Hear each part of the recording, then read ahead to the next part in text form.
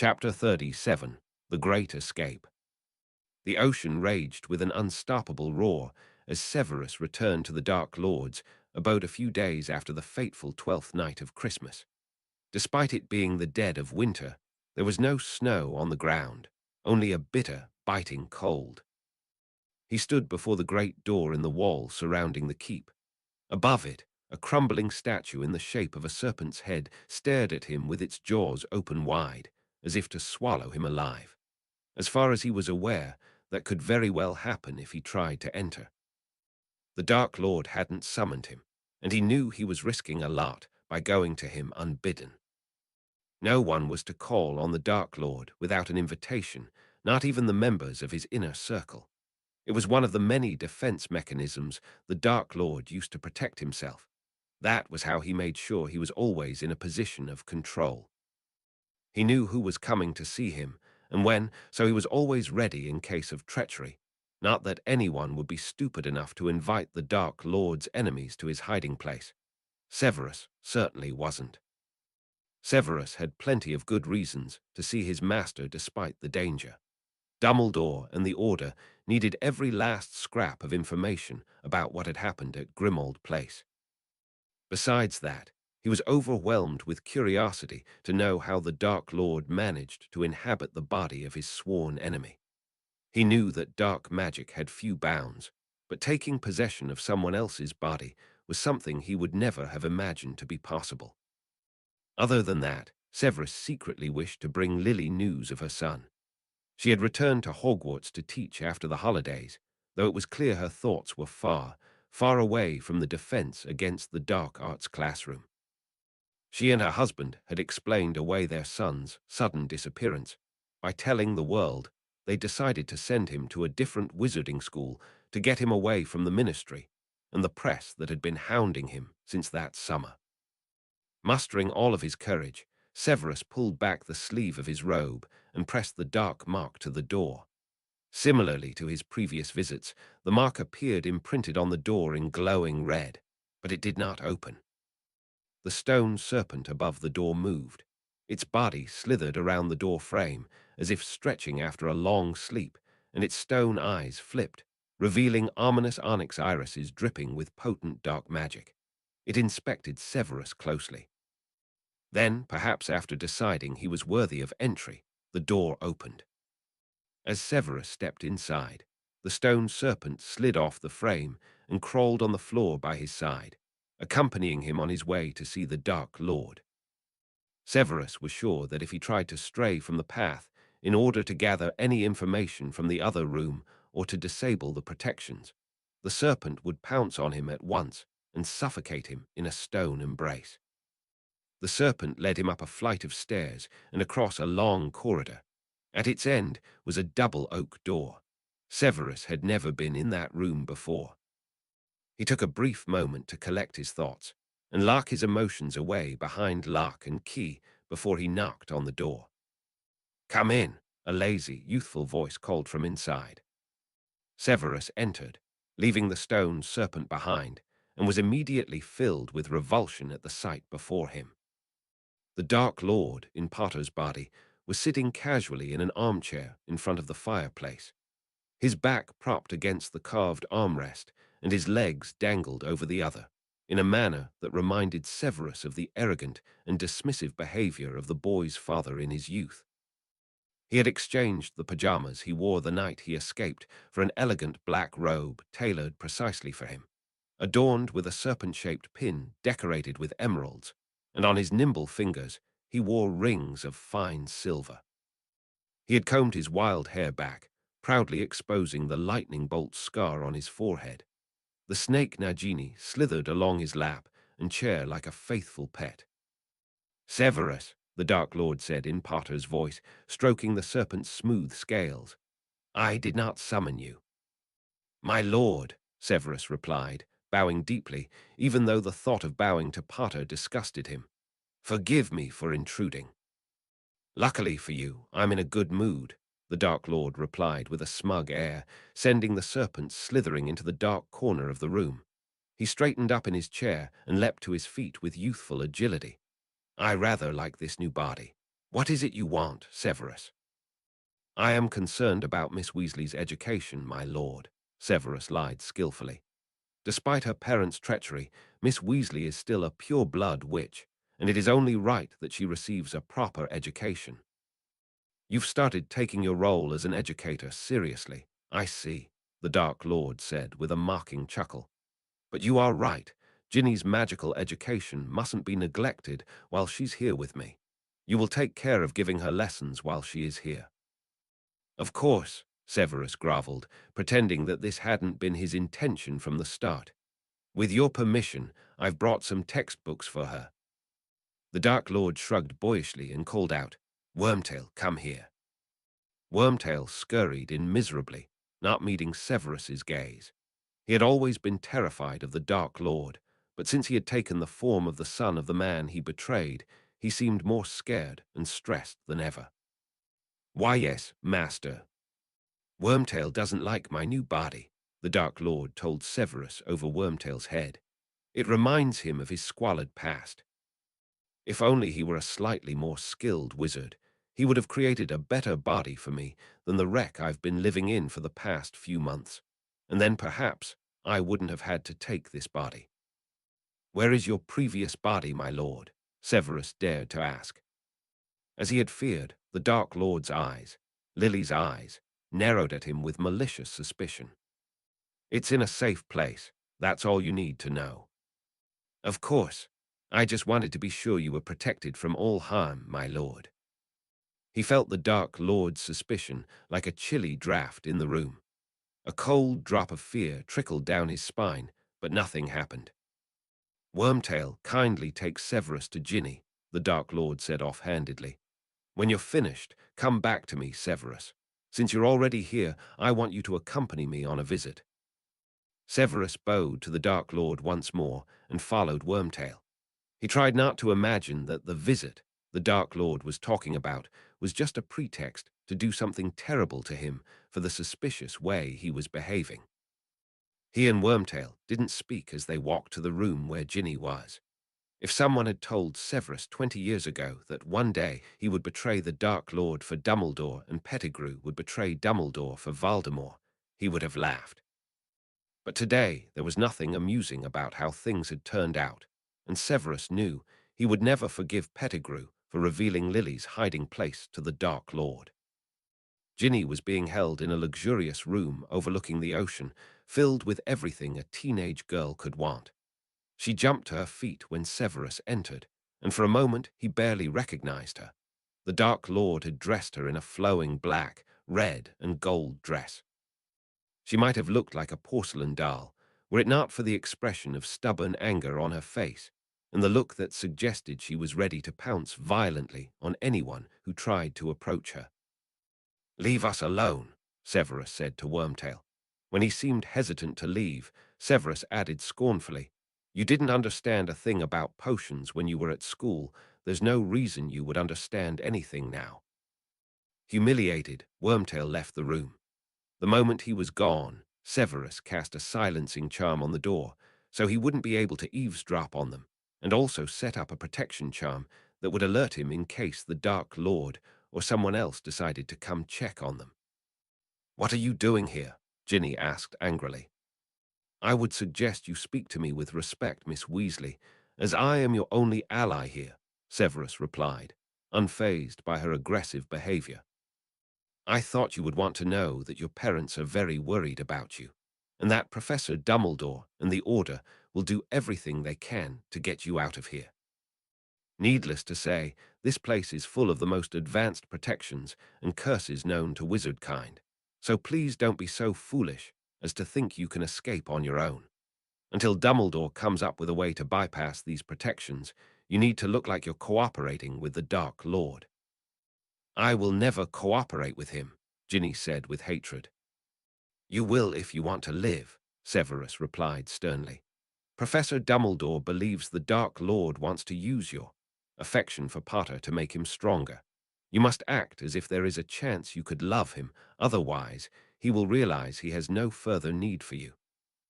And believe me, if he reaches that conclusion, you will never go home. I'm not going to act like I love him, Ginny said with disgust, moving away from Severus towards the window, looking pale. And how do I know that Voldemort didn't send you to convince me to do exactly what he wants? Believe what you want, Severus said impatiently, growing tired of her attitude. Die here if you wish, I don't care. He summoned a pile of fourth-year textbooks to the desk and left. But as he left her alone in the room, making sure to lock the door behind him so as not to arouse suspicion, he knew that wasn't entirely true. The youngest daughter of Arthur and Marley Weasley was just another child. She had never harmed anyone. She didn't deserve to suffer at the Dark Lord's hand, and certainly not to die. He returned to the Dark Lord's study with an ominous feeling. Finished so quickly? The Dark Lord asked in an innocent tone. Severus didn't believe him for a second. Miss Weasley showed no desire to cooperate with me, Severus replied. And I have enough pampered brats to deal with. She will yet beg me to come back. In that case, we'll be on our way, the Dark Lord said, losing interest. As he apparated, Severus felt an intrusive tug in his navel and was pulled after him forcefully. They appeared on a windswept cliff overlooking the raging ocean. In the cloudy and darkening distance, a black tower jutted out of the water like an accusing finger. Azkaban. Severus immediately understood what they were doing there and what the visit was about. He was afraid of what was to come, but at the same time, he was very curious. He knew the Dark Lord had been an ally of the Dementors in the First War, but he had never seen how he made them do his bidding. "How do we get there, my lord?" Severus asked. The Ministry of Magic had enchanted boats that carried its people to the tower, but Severus didn't see any boats in the area. Besides, he couldn't imagine the Dark Lord using such an unimpressive means of transport. The Dark Lord smiled a youthful, almost mischievous smile. He had been waiting for Severus to ask something like that. Before he was defeated, he had always enjoyed astonishing his subjects with his sophisticated plans and impressive powers. He raised his wand, Potter's wand, towards the sea and muttered something in a whisper that Severus couldn't hear, concentrating deeply. Severus felt the change immediately. The air around them crackled with magic, the wind stopped completely, and the salty water droplets hung in the air from the sheer power. The ground moved slightly under their feet. The Dark Lord suddenly closed his eyes. For a moment it seemed as if he was losing control and letting the power slip through his fingers. But then he took a deep breath and gathered all his concentration, and a narrow stone bridge rose with a roar of rocks from the water, winding all the way to Azkaban. The Dark Lord opened his eyes. A sheen of sweat appeared on his forehead despite the cold, and it was clear that he had exerted himself greatly to make this happen. Nevertheless, he smiled a smug smile at the speechless Severus, as if he had never doubted for a moment that it would succeed. "My lord, how did you become so powerful?" Pleased with Severus's admiration for his power, the Dark Lord began to cross the stone bridge. Severus hurried after him, not surprised to find that the bridge was stable and solid, even under the crashing waves of the ocean. "As you know, any use of magic is easier when a few wizards combine their powers," he told Severus. Just as in Severus's youth, when he had only just joined the Dark Lord as a promising new follower, it seemed that the Dark Lord took pleasure in lecturing him at length about his views and his knowledge of magic. And the stronger the wizards, the stronger their combined power. Contrary to what you always thought, the boy is an extraordinarily powerful wizard, even if he is unskilled. With his power and my knowledge, I doubt there is anything I cannot do, and I am becoming stronger by the day. Severus pondered his words. He was sure that this power wasn't the only reason he had chosen to inhabit Potter's body, but it was undoubtedly a dangerous addition. "However, it seems I have not answered your question," the Dark Lord said, sensing that Severus was about to ask more questions. "You must wonder how I was able to possess the boy's body in this way." "Yes, my lord," Severus said, eager to know. "That I will not tell you," the Dark Lord replied, obviously enjoying teasing him. "All you need to know is that there is a powerful connection between the boy and me. On the night of my so-called defeat, our souls were bonded. This bond, forged by magic and death, is what allowed me to leave the wreck I had inhabited and move into this young and powerful body. But my lord, what about the prophecy? The Dark Lord remained calm, but Severus noticed that the question bothered him slightly. Well, it's quite clear that the boy cannot defeat me if I am the boy, he replied haughtily. And in the absence of a way to hear the prophecy, I do not intend to continue hiding in the shadows in fear of him and his parents. I have waited too long to return to my full power. Severus wanted to ask him many more questions, but stopped himself. The Dark Lord enjoyed bragging, but Severus didn't want to give him any more reasons to suspect him and his motives. My lord, if I may I just ask one more question? Oh, Severus, you were always so curious, the Dark Lord said mockingly. He was much shorter than Severus, but the way he looked up at him made it seem as though he thought he was much taller. Ask. Why didn't you tell me about your plan, my lord? I could have helped you fulfill it much sooner. And how exactly would you have assisted me? The Dark Lord replied. Moreover, Dumbledore's suspicions must not have been aroused. He was even capable of imprisoning the boy if he suspected what I intended to do to him. Even during the summer, I noticed that he suspected the boy's behavior, that he suspected I was lurking somewhere behind his eyes. He let out a deep laugh, unlike the cold laugh that had characterized him in the past, and yet no less chilling. I admit that originally I planned to be more careful. I wanted to wait until after the Christmas holidays to possess him slowly and carefully. But then I learned that my enchanted mirror had been moved from Hogwarts to the headquarters of the Order of the Phoenix, and I knew I couldn't escape Hogwarts with Ginny without it. So I had to speed up my plan, and the fastest way to do that was to torment him with incessant visions, until his parents and Dumbledore realized there was no other choice but to teach him a clumency. That cleared the way for me to push through his mind and make his body my own. Night had fallen by the time they reached the tower, and an ominous red moon shone in the open, frozen sky of the ocean. They were a few minutes away from the prison when Severus began to feel the Dementors. He tightened his grip on his wand to give himself strength, and while concentrating on a pleasant memory from his childhood with Lily, he summoned his patroness in a whisper. The silver doe emerged from his wand and began to walk lightly ahead of them, warding off the cold of the Dementors with its light. The Dark Lord sneered at the sight. He didn't suffer from the presence of the Dementors like other people, and had no need for a patroness to deal with them. They reached a huge, crumbling stone arch that led to the prison yard. Two gigantic Dementors guarded the entrance like two plumes of dark smoke. The Dark Lord motioned for Severus to wait and approached them without fear. They floated toward him, curious and hungry, surrounding him. One of them leaned in, starting to pull back its hood. Dark Lord looked straight at it, undeterred, almost as if he was about to kiss it back. There was no trace of fear in those green eyes, only a lust for power. The Dementor recoiled from him, almost in disgust, but the two still remained close, captivated by him. I see you still remember me, my old friends, the Dark Lord said. You knew that one day I would return to set you free, as I did once before. The Dementors turned and flew inside, leading them like excited puppies. Severus walked after the Dark Lord, at a safe distance, the silver doe clinging to him as if to provide comfort. The Dark Lord stopped in the center of the square, precisely at an ancient symbol carved into the stone. Severus noticed that the complex rune had been broken and repaired in the past, and now a large crack was visible in its center. Dementors streamed to the spot from all over the tower and the surrounding rocks, like a black, cold swarm. Even under the protection of his patroness, Severus felt the terrible despair emanating from the dozens of Dementors.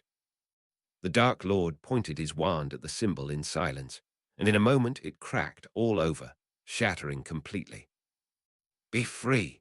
he cried to the swarm of expectant Dementors after destroying the spell that forced them to remain in Azkaban.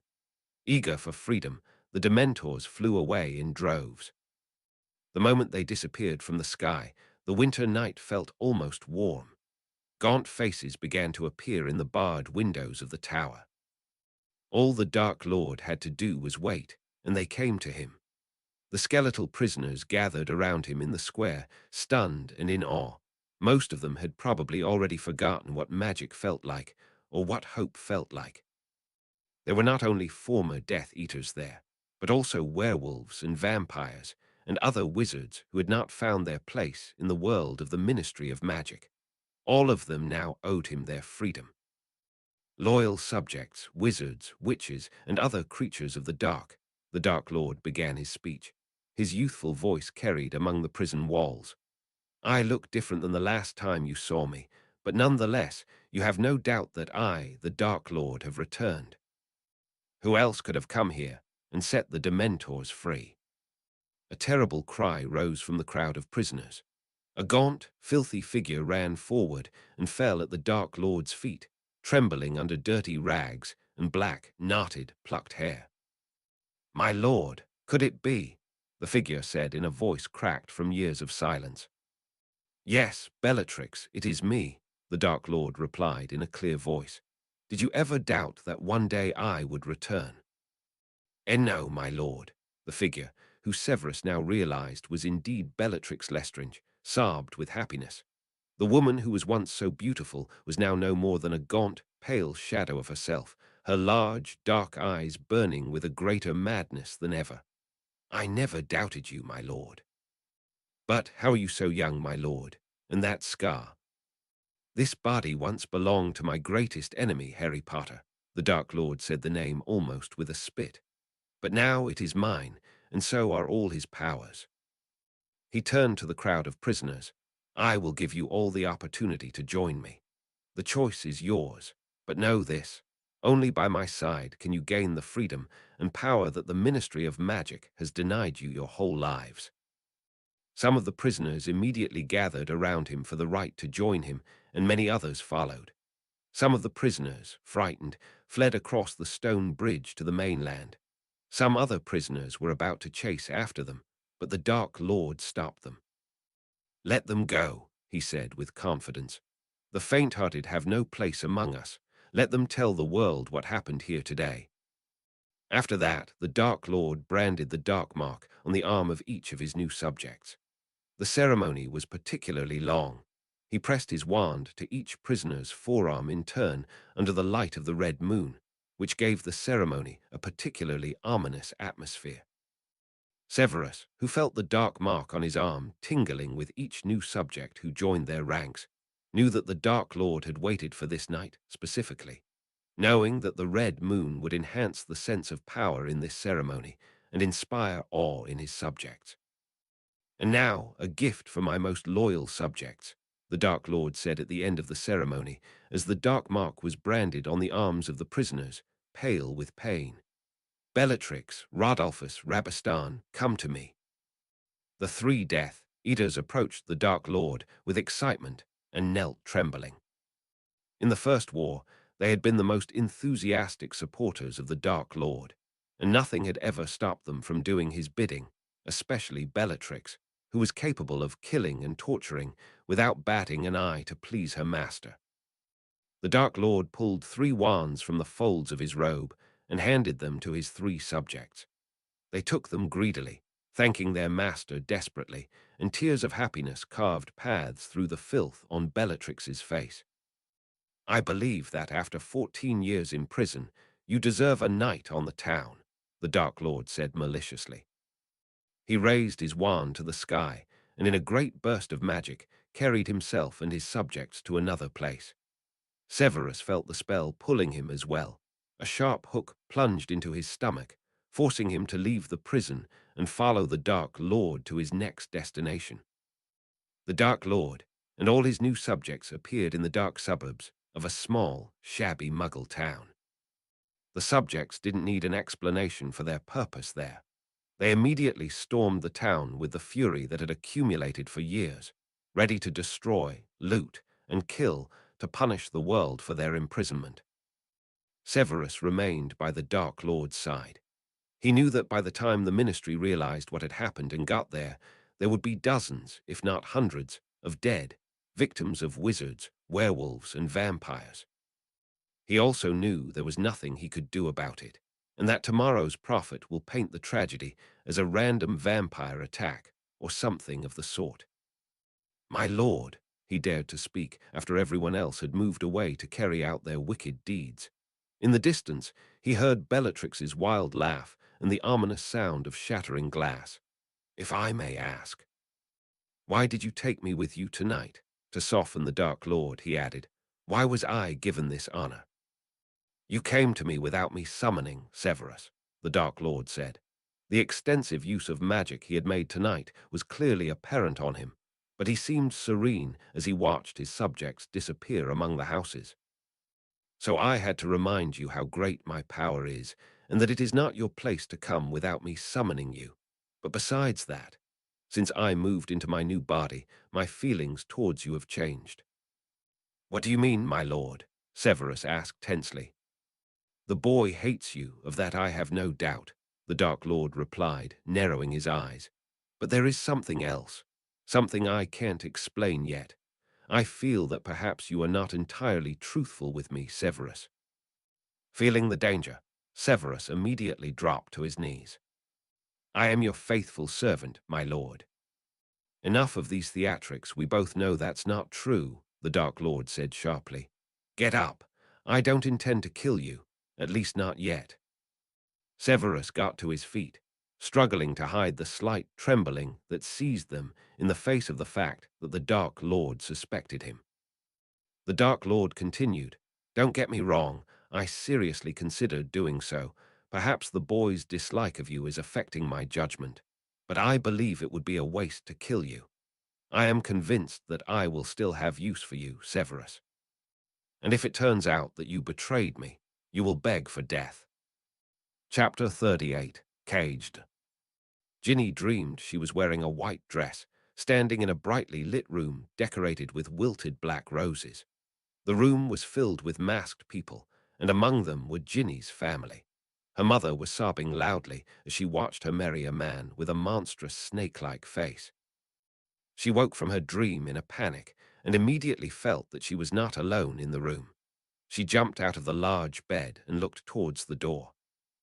Harry was sitting in an armchair in the corner of the dark room, the dawn light filtering through the curtains, brightly illuminating the right side of his face. Only it wasn't Harry, it was Voldemort.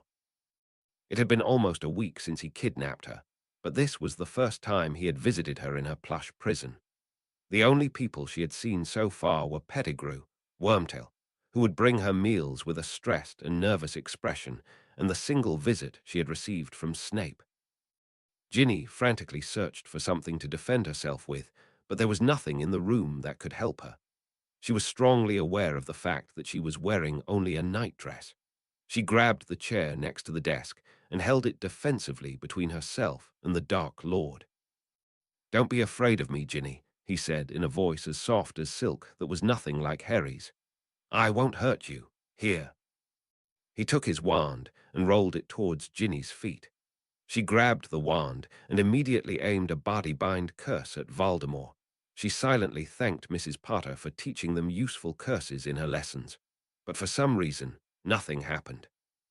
She looked at the wand in her hand in confusion, and suddenly felt the same paralysis she had aimed at Voldemort take hold of her. "There's no point in trying such tricks on me," Voldemort said, "and you have no need for them either. I don't intend to harm you." The feeling returned to Ginny's limbs. She moved immediately and cast a bat bogey hex on him, mostly out of frustration. He made a movement as if he was about to sneeze, but then stopped and chuckled. "We can do this all day," he said. "Why don't you sit down so we can talk?"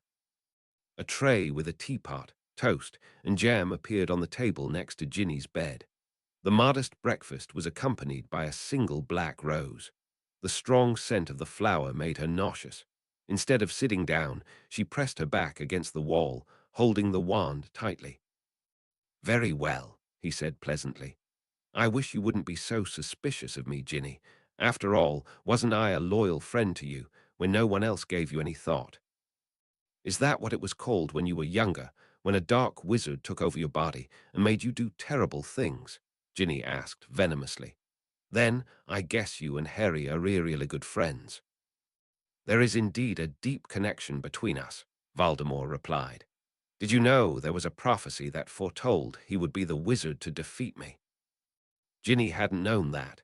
She didn't understand much about prophecies, but she assumed that with everything Harry had been through, it wasn't very surprising. Somewhere inside her, she had always known he was destined for some great fate. Tell me more about this prophecy, she said. She might be a prisoner, but that didn't mean she couldn't gather useful information. I wish I could, Voldemort said with a sigh, examining his fingernails. But James Potter, the boy's father, made sure to destroy it last summer so that no one could hear it in its entirety. Without a way to know the exact wording of the prophecy, which as you may know is most critical in fulfilling the prophecy, I decided to simply remove the threat altogether. Where he is now, Harry Potter will no longer cause me any trouble. Ginny recalled the events of the summer and realized that this was the reason Mr. Potter had been suspended from the Order, and why everyone was so angry with him after Harry's hearing. She remembered Harry telling her that his father had disappeared for a long time during the hearing, and that he suspected he had done something forbidden at the Ministry of Magic. Tell me more about Harry, Voldemort said softly, giving Ginny the chilling feeling that he had just read her mind. You'd like that, wouldn't you? She spat back. He smiled. One bright green eye probed her with its gaze, and suddenly she was unable to stop the flood of memories and thoughts that overwhelmed her. She remembered her first kiss with Harry, all the moments they were alone, in Diagon Alley under the invisibility cloak, and at school after curfew, their private Quidditch practices. That time during the summer when their hands accidentally touched while cleaning, and the hours they spent in Sirius's brother's room that Christmas, just over a week before that horrible night when she saw him in the mirror and knew who he really was. She returned to reality with an overwhelming feeling of disgust, fell to her knees, and threw up. The thought that Voldemort had witnessed all their wonderful moments, which were supposed to be just theirs, was unbearable. When she finished, tears stained her face. The wand had disappeared from her hand and returned to Voldemort, who was now standing by the door and for some reason looked a little angry. We'll talk more later, he said in a fake pleasantness and left. Wormtail entered immediately after him to clean up the mess with a wave of his wand and immediately left again, leaving Ginny in complete solitude. The next day, Voldemort summoned her to him. She was sitting in her room trying to relieve the boredom and loneliness with one of the textbooks Snape had brought her, without success, when Wormtail entered. The master wants to see you, he said in his high voice. Ginny told him to tell the master to go fuck himself. Wormtail looked embarrassed and terrified, as if the mere fact that he had heard her refer to his master with disrespect incriminated him as well. You'll pay for that, he hissed at her. With a wave of his wand, magical ropes appeared and wrapped around Ginny's body, dragging her towards the door. She tried to struggle, and the ropes gave way slightly, but Wormtail's face hardened with concentration, and they tightened. He thus dragged her out of the room, kicking and struggling, down a few base stone corridors with narrow windows, to a room with double oak doors. Bring her in, Harry's voice came from inside when Wormtail knocked on the door.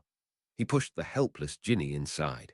She landed on the carpet as the magical ropes disappeared, and the door slammed shut behind her. The Dark Lord approached her with a pleasant smile and held out his hand to her. In response, Ginny spat on him. He turned his hand away in anger and slapped her. She fell onto the carpet from the force of the blow, tears of pain, shame, and anger filling her eyes. Impudent girl, the Dark Lord hissed in a rage. At that moment, he didn't look like Harry at all. I didn't want to have to do this, but you leave me no choice. He went to a nearby glass cabinet and took out a small vial. What's that? Ginny gasped in fear as he approached her with the vial. She tried to get up from the floor and run, but an invisible force pinned her in place as she knelt on the carpet. This will teach you to love me, he said in an ominous tone. He opened the cap and brought the vial to Ginny's helpless lips. He held her face with force, and as he forced her to drink the potion, which was sweet, she smelled fresh grass on the Quidditch pitch and something rough and smoky that made her think of Harry. She drank the potion to the last drop and suddenly felt very drowsy and calm. The feeling returned to her hands and legs, and she got to her feet slowly, rubbing her eyes. She looked around, and her heart skipped a beat when she saw Harry standing there, looking older and particularly handsome with his combed hair and elegant black robe.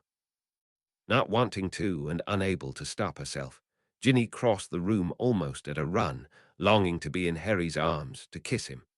But just before she reached him, she stopped. "What's wrong, Ginny?" Harry asked her softly. Something in his eyes wasn't right. A terrible feeling of misery overwhelmed her. "You're not Harry," she said in a small voice. "Of course it's me, can't you see?" he replied with a smile, taking a step towards her. She backed away. "No," she said, trembling. "Where's Harry?" "I'm right here," the Harry that wasn't Harry said, trying to grab her. She dodged towards the door and tried to open it, but it was locked. "I have to find Harry," she pleaded. Her heart ached from longing. She loved Harry so much, more than anything and anyone else in the world, and she felt that if she didn't see him immediately she would go mad. "You won't find him out there," Harry said, starting to sound angry. "He's here with me inside this body. If you want to be with him, you have to love me too." "I want to talk to him." "You can't," Harry shouted, his rage erupting. The look in his eyes filled Ginny with terror. "You will never speak to him again. He's mine now, and he'll be mine forever." Ginny burst into uncontrollable sobs. The thought that she would never see Harry again tore her apart inside. Wormtail appeared again to drag her back to her room. She was unable to speak, think, or walk. The crying shook her entire body and soul. The moment she reached her room, she collapsed onto the bed, sobbing in despair into the pillow, until after hours she fell asleep. She woke up the next morning with a terrible headache. Only then did she become aware of the fact that Voldemort had given her a love potion. A little of the pain that she might not see Harry again was still there, but she felt mostly hatred for Voldemort and relief that his trick hadn't worked. Besides, the way Voldemort spoke made it seem as if Harry was still alive somewhere, and that meant there was still hope for both of them. After that incident, she remained isolated in her room for another week. She longed for someone to talk to, but Wormtail disgusted her, and Snape didn't drop in for another visit. She started to hope that Voldemort would summon her again, just so she could spit on him again and curse him for what he was doing to her. More than anything, she was desperate to find a way to escape. She didn't have a wand, the door was always locked, and her room's window was located at the top of a tower at least 5 stories high, with no way to climb out without crashing to the ground. She tried to comfort herself with the fact that her parents and the Order must be looking for a way to get her out of there, as Snape had said. She would sit and imagine long Order meetings in which they were eagerly planning how to rescue her, but the days continued to pass and no one had come yet. The only thing that broke the routine of her isolated days was when a cracking sound would interrupt the roar of the waves outside, and hooded Death Eaters would appear in the courtyard outside and enter through the keep door. She would listen to them walking through the keep, pressing her ear to the door to try and catch what they were saying, until they entered Voldemort's study and everything went silent again. She had almost started to lose track of the days that had passed since she was kidnapped, when one evening Wormtail came to her room and announced that the Dark Lord had invited her to dine with him. Knowing that just like last time he would just drag her there if she refused, she shrugged tensely and followed him out. He pointed his wand at her back as he led her down the stairs to the ground floor. She had already seen this part of the house when Voldemort brought her there on the first night. They came out of a mirror that stood in an empty room, and he had dragged her upstairs to her prison. But now, as Ginny peeked inside that same room as they passed it, she noticed that the mirror was gone.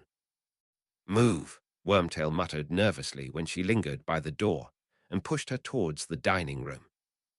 Voldemort was waiting for her there, sitting in a carved wooden chair at the set table, stroking a huge green snake that was resting on his lap. Ginny's breath caught in her throat in alarm as she noticed the menacing animal.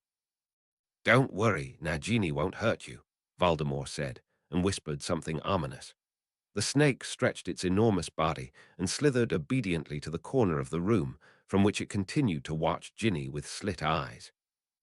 "I wanted to apologize for what I did at our last meeting," Voldemort said. "I acted out of rage and frustration. I hope I can make it up to you." "Yes, you can let me go," Ginny said in a steady voice. Voldemort just laughed, a deep, ringing laugh. "Please sit down."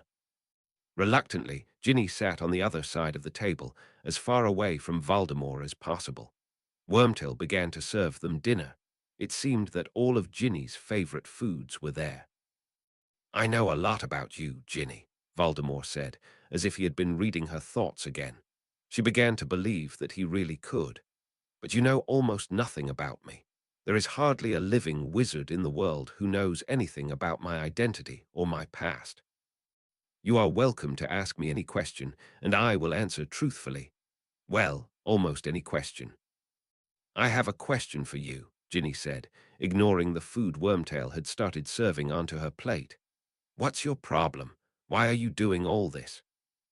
"You'll have to be more specific," Voldemort replied smugly. "What did the world do to you that you have to try and destroy it?" Ginny shot back. "Why do you have to plot and kill people all the time?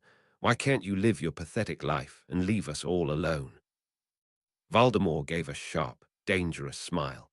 Something in Harry's tendency to be unable to hide his emotions had also stuck to him, and Ginny knew he was thinking about doing something terrible to her as punishment for her insolence.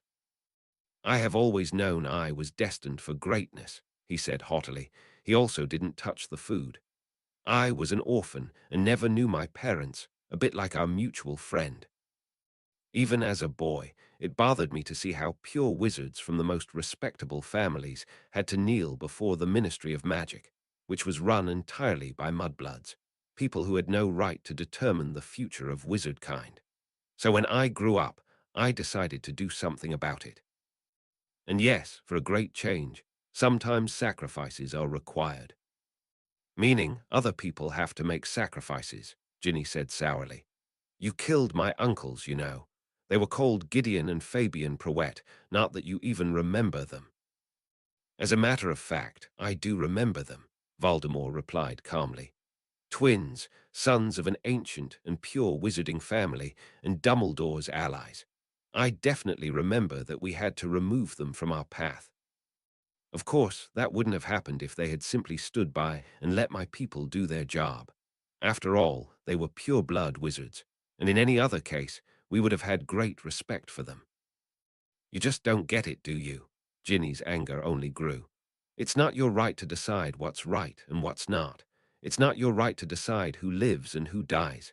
Tears of frustration and hatred filled her eyes. "And what about all those poor muggles you forced Harry to watch you murder? Do you remember them too? Would you have left them alone if they had stood by?" "No, but that's because they are pathetic muggles," Voldemort hissed. "They're nothing more than ignorant vermin, means to an end no more." Ginny sank into her chair in frustration, wiping her face. It was pointless. He was unable to understand. He was unable to feel anything or want anything but power. "What do you want from me?" she finally asked, wearily. "What I want is for you to love me, the way you love Harry." Ginny let out a clear, contemptuous laugh. "Right," she said, ignoring the way his eyes narrowed at her vengefully. "And why is it so important to you that I love you? I'm sure there are plenty of female Death Eaters who would want to date you." "Believe me, I don't enjoy absorbing your insolent attitude," he answered sharply. "But it has to be you. You are the one that Harry loves." Ginny felt herself blush against her will and scolded herself for even believing Voldemort. "I don't understand why that's so important to you," she insisted. "You see, for years after I was defeated by Potter, I couldn't understand what happened on that fateful night. How was it possible that a small baby managed to overcome me, the Dark Lord himself? And then, last summer, after I regained my powers, I started to experience strange visions and dreams. It didn't take me long to realize that the things I was seeing and experiencing were Harry's memories and thoughts. I wasn't able to see things he was doing or thinking about at that moment, but sometimes I would get glimpses into his inner world. I could feel what he was feeling. For the first time in my life, I experienced emotions and could understand the power hidden in them, especially in Harry's feelings for the people close to him, his love for them. So that's all you want? More power? Ginny couldn't believe her ears. Yes, he replied shamelessly. I was and still am the most powerful and most terrible wizard who ever walked the earth, and I intend to continue to be the most excellent wizard of all time, forever. No one lives forever. In response to this comment, he chuckled. How? Ginny demanded to know, not believing him. Voldemort tasted the food and did not reply. In any case, it doesn't matter, Ginny continued with determination. I will never love you. You're a monster. We shall see about that, Voldemort replied haughtily. From that evening on, Ginny spent every moment, from the moment she woke up in the morning until she went to sleep at night, in Voldemort's company. They ate all their meals together, and when he was working or just sitting and contemplating in his study, he would instruct Ginny to sit in a chair next to him and occupy herself with reading a book. The reading tasks he assigned her were not particularly varied. There were books like The History of the Pureblood Families in Europe and The Rise and Fall of the Wizarding World, How the Muggles Managed to Overcome Us. She had no intention of reading them, but after a few particularly boring hours in which the Dark Lord just sat and perused a suspicious-looking book with a worn leather cover, she began to flip through the first book to relieve the boredom. After a few days of spending almost every moment together in almost complete silence, Voldemort began to invite guests. There were 2 wizards and a witch, and were undoubtedly Voldemort's favorite subjects. Their names were Bellatrix, Rodolphus, and Rabastan. All 3 were gaunt and hollow-eyed, reminding Ginny of Sirius's haunted appearance. Voldemort told her proudly how he broke into Azkaban and released the 3 of them from there, along with all the other prisoners, and set the Dementors free. Ginny felt a creeping terror inside her, as she thought of all the criminals and Dementors roaming free in the country and wreaking havoc. Do not worry, Voldemort told her with kindness. You are safe from them here. As long as you are under my protection, you will always be safe. Ginny wasn't so sure about that. The female Death Eater, Bellatrix, spent every moment she wasn't listening eagerly to every word that came out of Voldemort's mouth, staring at Ginny dangerously.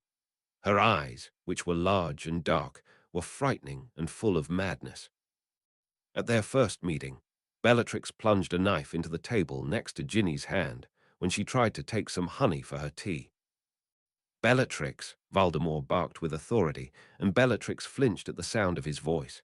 Leave Ginny alone. She is my guest. You never used to have guests before, Bellatrix complained in a high voice. Are you questioning my decisions, Bellatrix? Voldemort said in a dangerous voice. Never, my lord. Bellatrix immediately got out of her chair and knelt on the floor in submission. Very good, Voldemort said. You must understand that things have changed. Now get up. Bellatrix jumped to her feet and began to walk around restlessly in front of the table with her wand in her hand, her mad eyes returning to examine Ginny. Ginny had no intention of remaining a hostage and seeing what Bellatrix intended to do to her. There was no sign from Snape or the Order. Time seemed to have stopped for her, so she knew she had to save herself. One morning she mustered the courage and approached Voldemort, who was sitting in his usual chair in front of the dining table. I'm tired of being cooped up inside all the time, she said with her chin up. If you're going to continue to hold me here, you have to at least let me get some fresh air. I don't have to let you do anything, Voldemort replied pleasantly. You want something from me. You have to give me something in return. What do you want? A kiss? Ginny said venomously. I didn't imagine you would agree to something so bold, he chuckled softly. I thought you could let me hold your hand, just for a few minutes. Forget it, Ginny replied with disgust. As you wish, if you prefer to continue staring at the walls all day, Voldemort replied with a shrug. Ginny felt a burst of hatred towards him. Fine, whatever. She sank into a nearby chair and took his hand without ceremony. She thought the touch would disgust her, but the warm, rough hand was Harry's hand, and she actually found it quite comforting. She felt him looking at her with concentration, but she didn't look up. Over the time she had spent with Voldemort, she had begun to realize that the moment she let him look into her eyes, he was able to know what she was thinking. I will let you go out to the garden, Voldemort said in a soft voice. Once a day, under Wormtail's watch. Beyond that, how would you feel if I let you play Quidditch? Ginny raised her head, unable to believe her ears. If she could only steal the broom and escape. But she mustn't think about that around him. Instead, she said, play Quidditch. Who will I play against, Wormtail? You'll play against me, Voldemort said with confidence.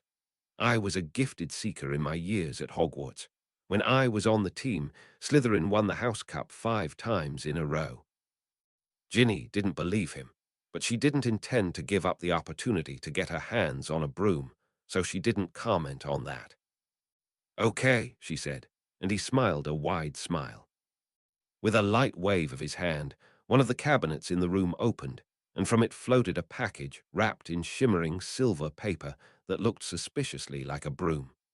The package floated directly into Ginny's hands.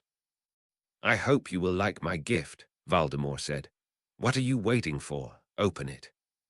Reluctantly, Ginny opened the luxurious wrapping and revealed the brand new firebolt inside. It was beautiful, vibrating in her hands with excitement, like a puppy begging to go for a walk with its owner. She remembered with bitterness how she had envied Ron for the new clean sweep he had received as a gift from their parents that summer. If she had known what the future held, she wouldn't have dreamed of getting a broom of her own at any cost. After breakfast, they went out to play their first game. The day was freezing and dry, so Wormtail had equipped Ginny with a thick coat lined with rich black fur that caressed her face as she took off on the broom. A bitter wind blew over the sea, filling her eyes with tears. For the first time, she saw the ocean and the barren expanses around her prison. In the face of the grey horizon and among the bare hills, there could be nowhere to hide, even if she had the courage to try and escape on the broom under Voldemort's watchful eye. On the ground, Wormtail submissively handed his master his own broom. Voldemort climbed onto it and took off lightly, as if he were borne on a broom, and joined Ginny high above the garden. The world out there is so dangerous, he commented. It would be such a shame to put in so much effort to escape from here, only to fall victim to the horrors out there. It's better that you just stay here. Are we playing or not? Was Ginny's dismissive reply. They played all morning. Despite Ginny's initial dismissal, Voldemort was genuinely a good player. She insisted on attributing the talent to the fact that he was inhabiting Harry's body. There were a few moments when she almost forgot that it wasn't actually Harry and that she was a prisoner.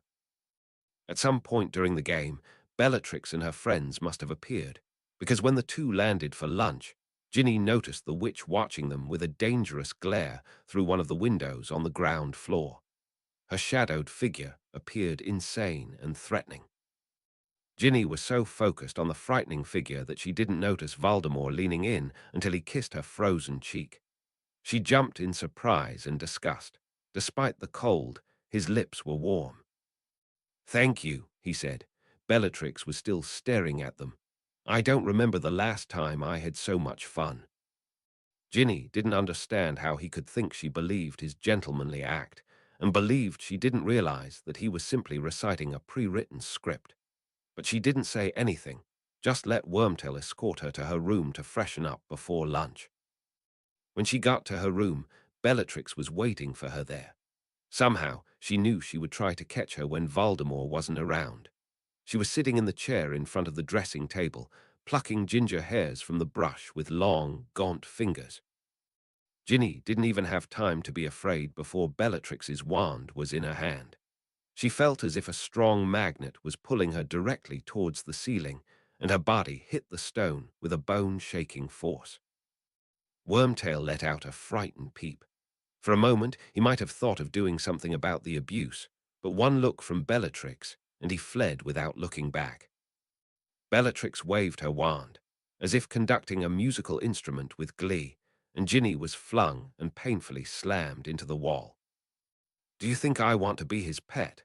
she yelled at Bellatrix, knowing exactly why she was tormenting her like this. "It looks like you were enjoying yourself up there," Bellatrix whispered menacingly, getting closer to her. "You don't look like you're suffering, but you will suffer." "I don't have to be here with him," Ginny said, desperately trying to get some control over her helpless situation. "Help me escape from here, and then he'll be all yours." "Why don't I just kill you?" Bellatrix asked. And Ginny was overcome by fear, a real and piercing fear, because in Bellatrix's eyes she saw that she was capable of killing her without batting an eye. The witch pressed the tip of her wand to Ginny's face, stroking it and prodding it with a captivated gaze. "The Dark Lord doesn't really love you," she whispered to her with hatred. "He loves me. I am his most loyal subject. I am the one he trusted to guard the legendary Hufflepuff's cup, the item most dear to him, in my personal vault, because he knows I will never betray him." At that moment, there was a loud bang. The door was flung open, and Bellatrix screamed as she fell to the floor. The spell that was holding Ginny broke, and she also fell to the floor, next to Bellatrix, who was writhing on the carpet in pain, whimpering and groaning. Ginny wasn't surprised to see Voldemort standing in the doorway with his wand drawn.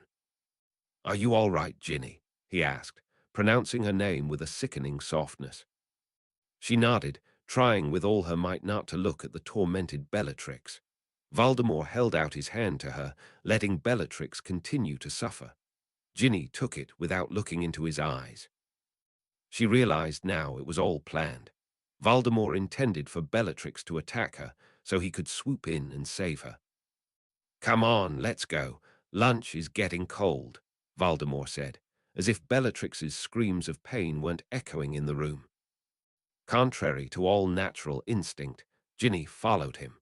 For the first time, she had the realization that maybe what she needed to do was not escape. Maybe she needed to stay there, to win Voldemort's trust and that of his subjects, to discover his weaknesses and his secrets, and get them to the Order, for them to be used against him. Chapter 39. The Best Day Ever. Harry woke up from a strange dream on the morning of the day before Christmas.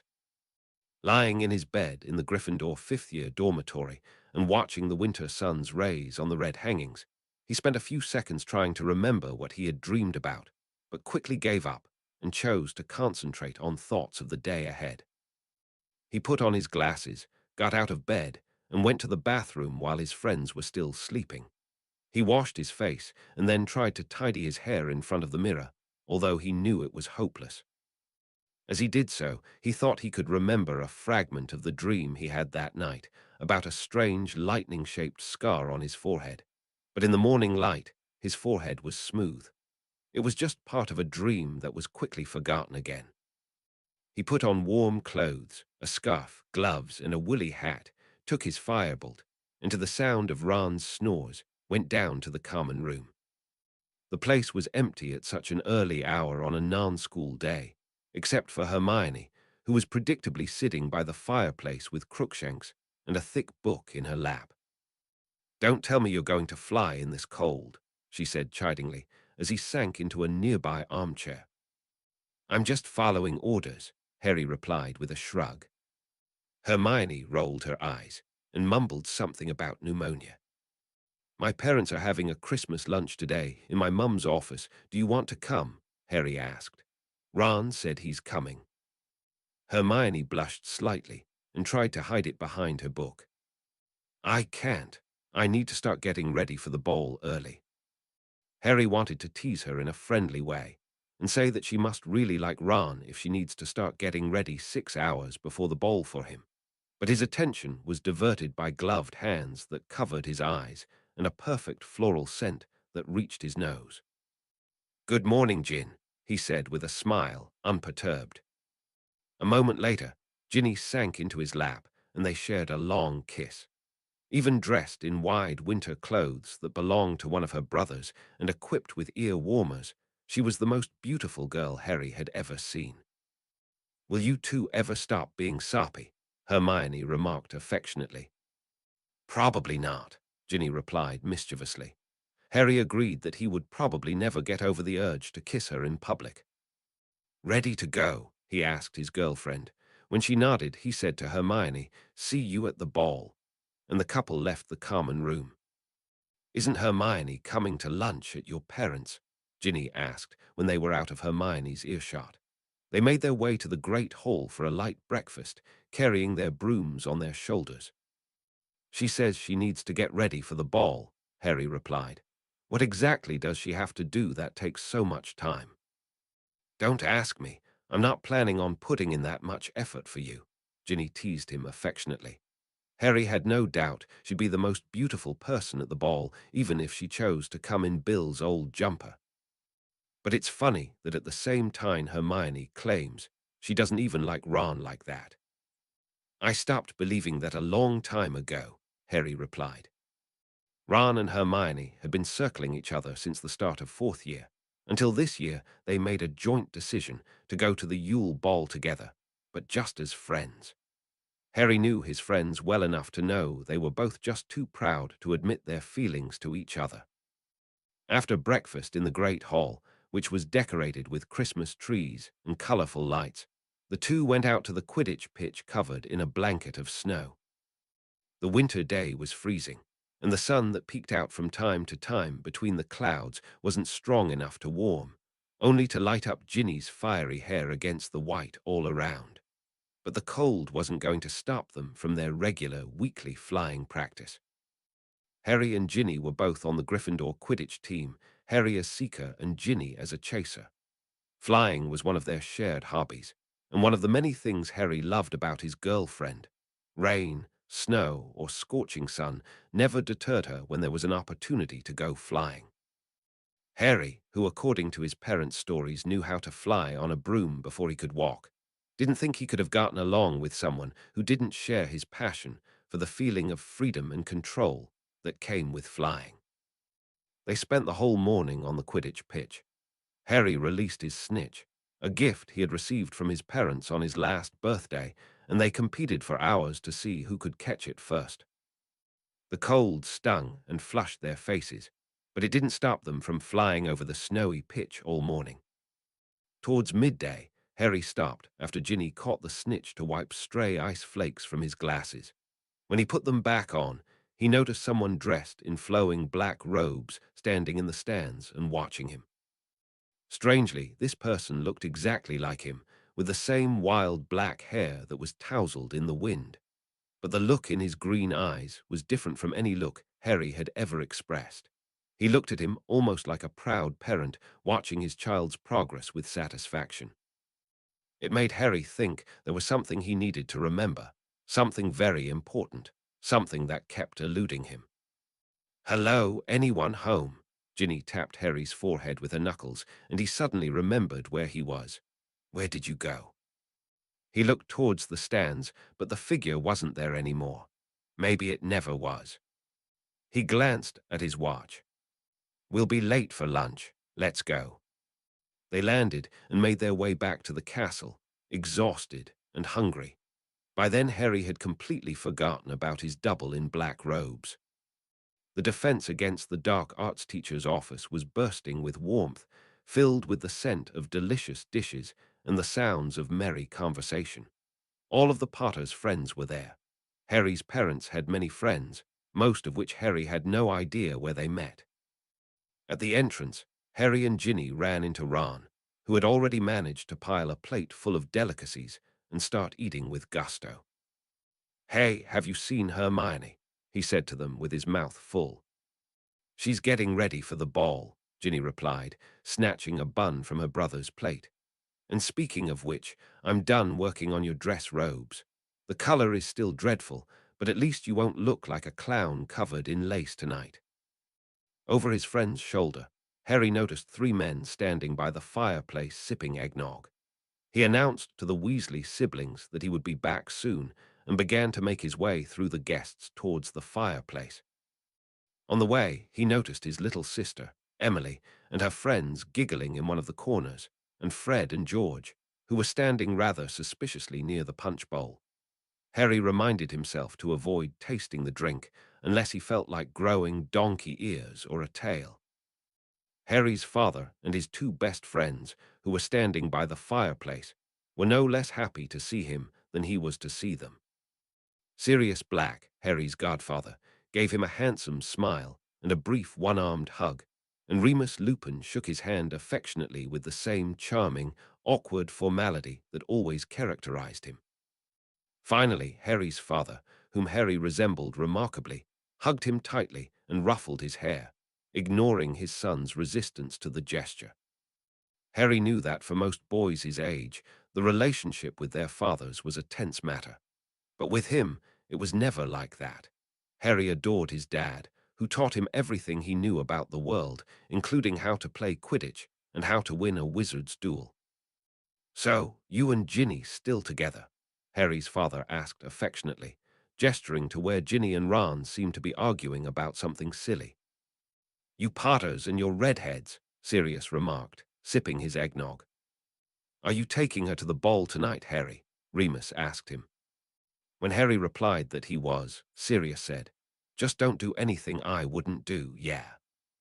"You mean make responsible decisions and not do anything stupid," Remus teased him. "Hey, I wasn't that bad when we were at Hogwarts," Sirius argued. "You're still that bad," James replied, and to Harry he said, "If you're ever in doubt about doing the right thing, Harry, think about what Padfoot would do and then do the opposite." "Very funny, Prongs," Sirius sneered, and Harry and Remus laughed. "Harry," a very familiar voice called from behind him. Harry was struck by an intense sense of déjà vu. Suddenly he saw himself standing in the doorway of a large, empty room. A deathly pale woman in a blood-soaked dress lay on a sofa in the center of the room, and above her stood a red-headed woman who was trying to calm a black-haired baby who was crying in her arms. He felt a sharp, knife-like pain in his forehead, and then it disappeared as suddenly as it had appeared, along with that strange vision. Harry's mother emerged from the crowd of guests, dressed in an elegant green dress. A happy smile was spread across her beautiful face. "I'm so glad you and your friends made it," she said, and hugged Harry warmly.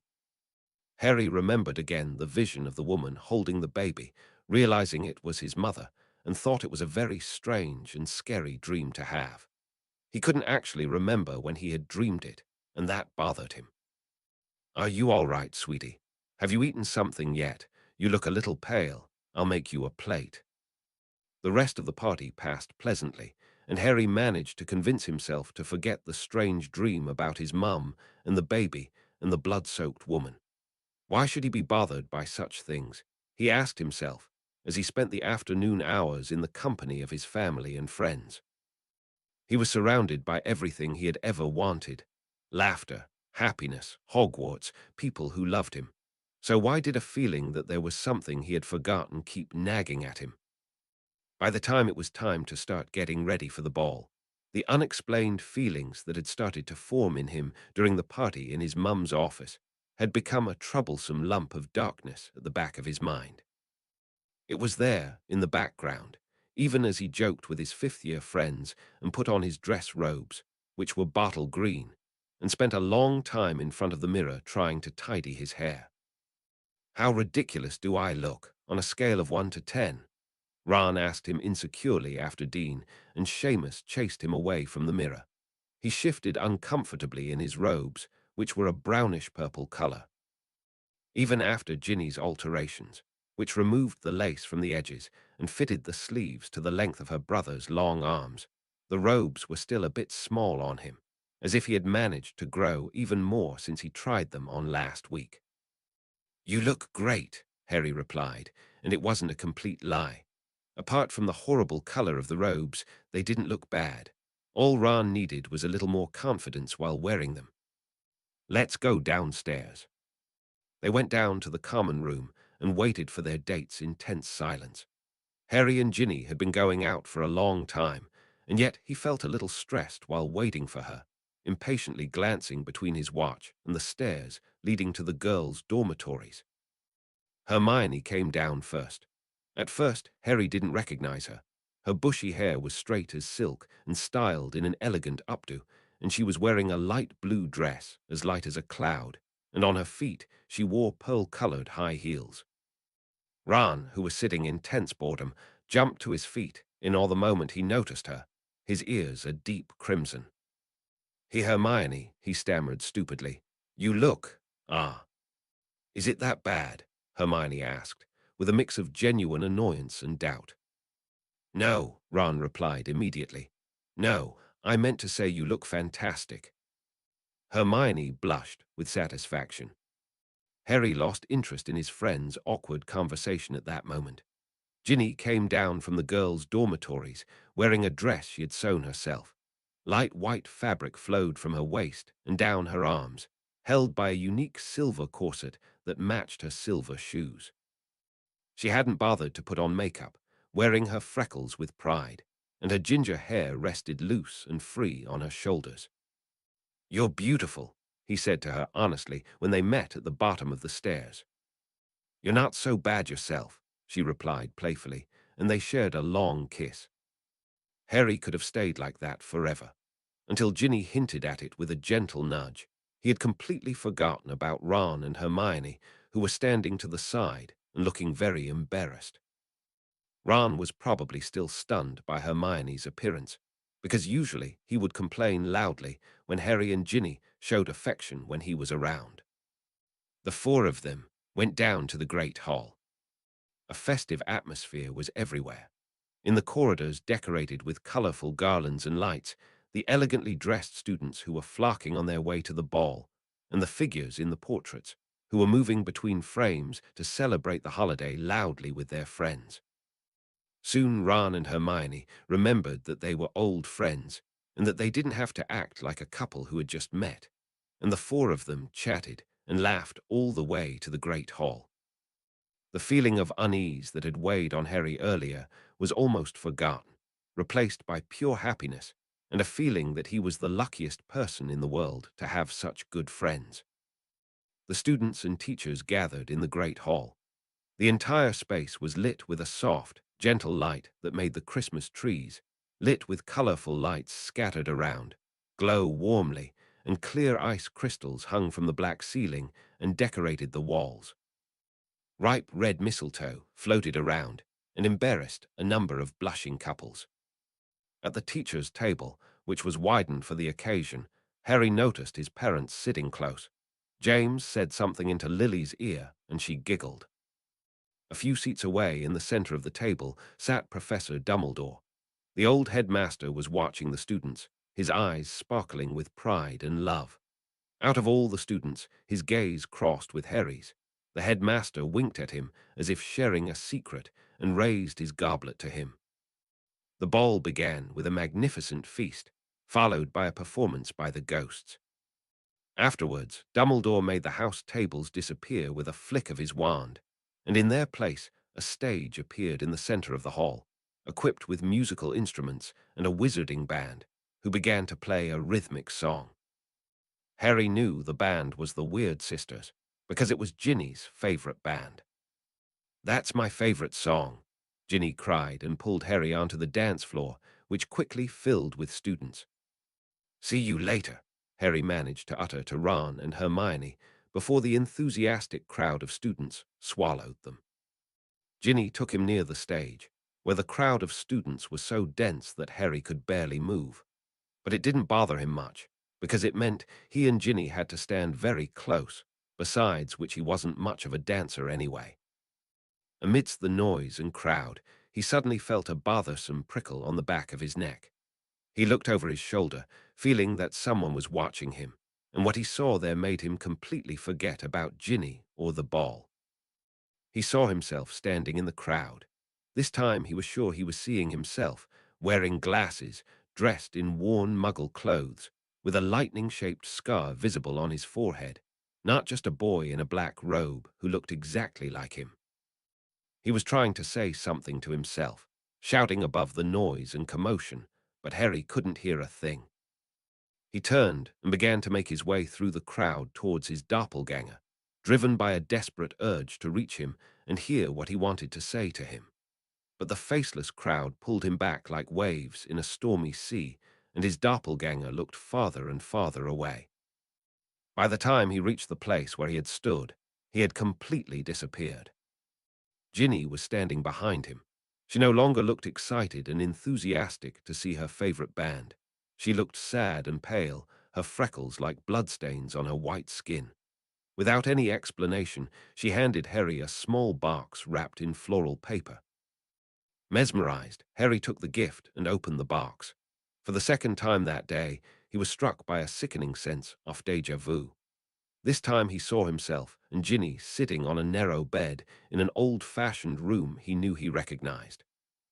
It was Christmas Eve, and they were exchanging gifts. Harry knew he had given her a small model of her house, so he wasn't surprised when inside the box Ginny handed him, he found a white handkerchief embroidered with golden snitches and red dragons. Harry fingered the soft fabric between his fingers, a heavy sense of grief filling every cell of his body. This handkerchief felt so real that he understood that all the other things around him weren't real at all. "Wake up," Ginny told him. The people around them were no more than shadows, unsuccessful imitations of people. The only ones who really existed there were Harry and Ginny. "What?" he blurted out, stunned and confused. He was struck by a sharp and clear feeling that all this was just a dream, but he didn't know how to wake up from it. "Please wake up, Harry," Ginny begged, silver tears flowing down her face. It wasn't like Ginny to beg, it tore at Harry's heart. "Please, I need you." He tried to use the handkerchief to wipe away her tears, but they continued to flow even more fiercely. "I'll try," he promised her, even though he had no idea how to even begin to do it. He looked around. There was no logic to the space around him. He tried to look at the faces of his classmates, but they were featureless, and disappeared the moment he realized they weren't real. Finally, he was left alone in the great hall. All the decorations seemed to melt, and their light faded, and Ginny was gone, too. Someone tutted behind him. He started and turned around. His double in the black robe stood in the center of the hall, looking amused and a little angry. "How many more times will we play this game, Harry?" he said to Harry condescendingly. "How many times until you understand that you can't escape?" And then Harry remembered everything.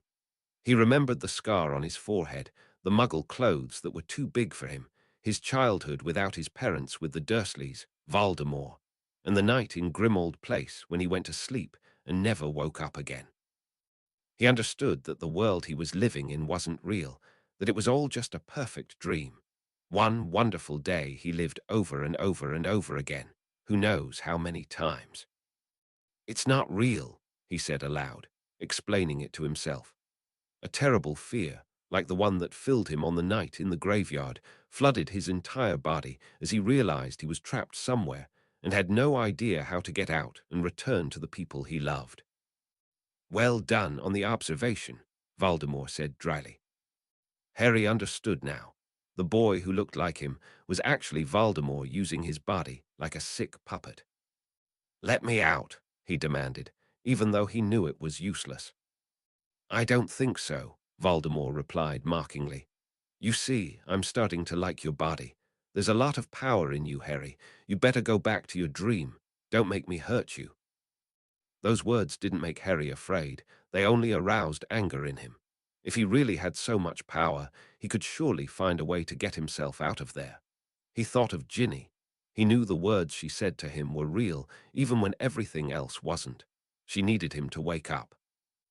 The knowledge that his surroundings weren't real made his head ache. There was always a way, he reminded himself, like the shadows that came to help him when he fought Voldemort at the beginning of that summer. like his parents who came back for him after years of being forgotten. The memory made him feel strong. From this feeling, a door appeared out of thin air in the middle of the hall, between him and Voldemort.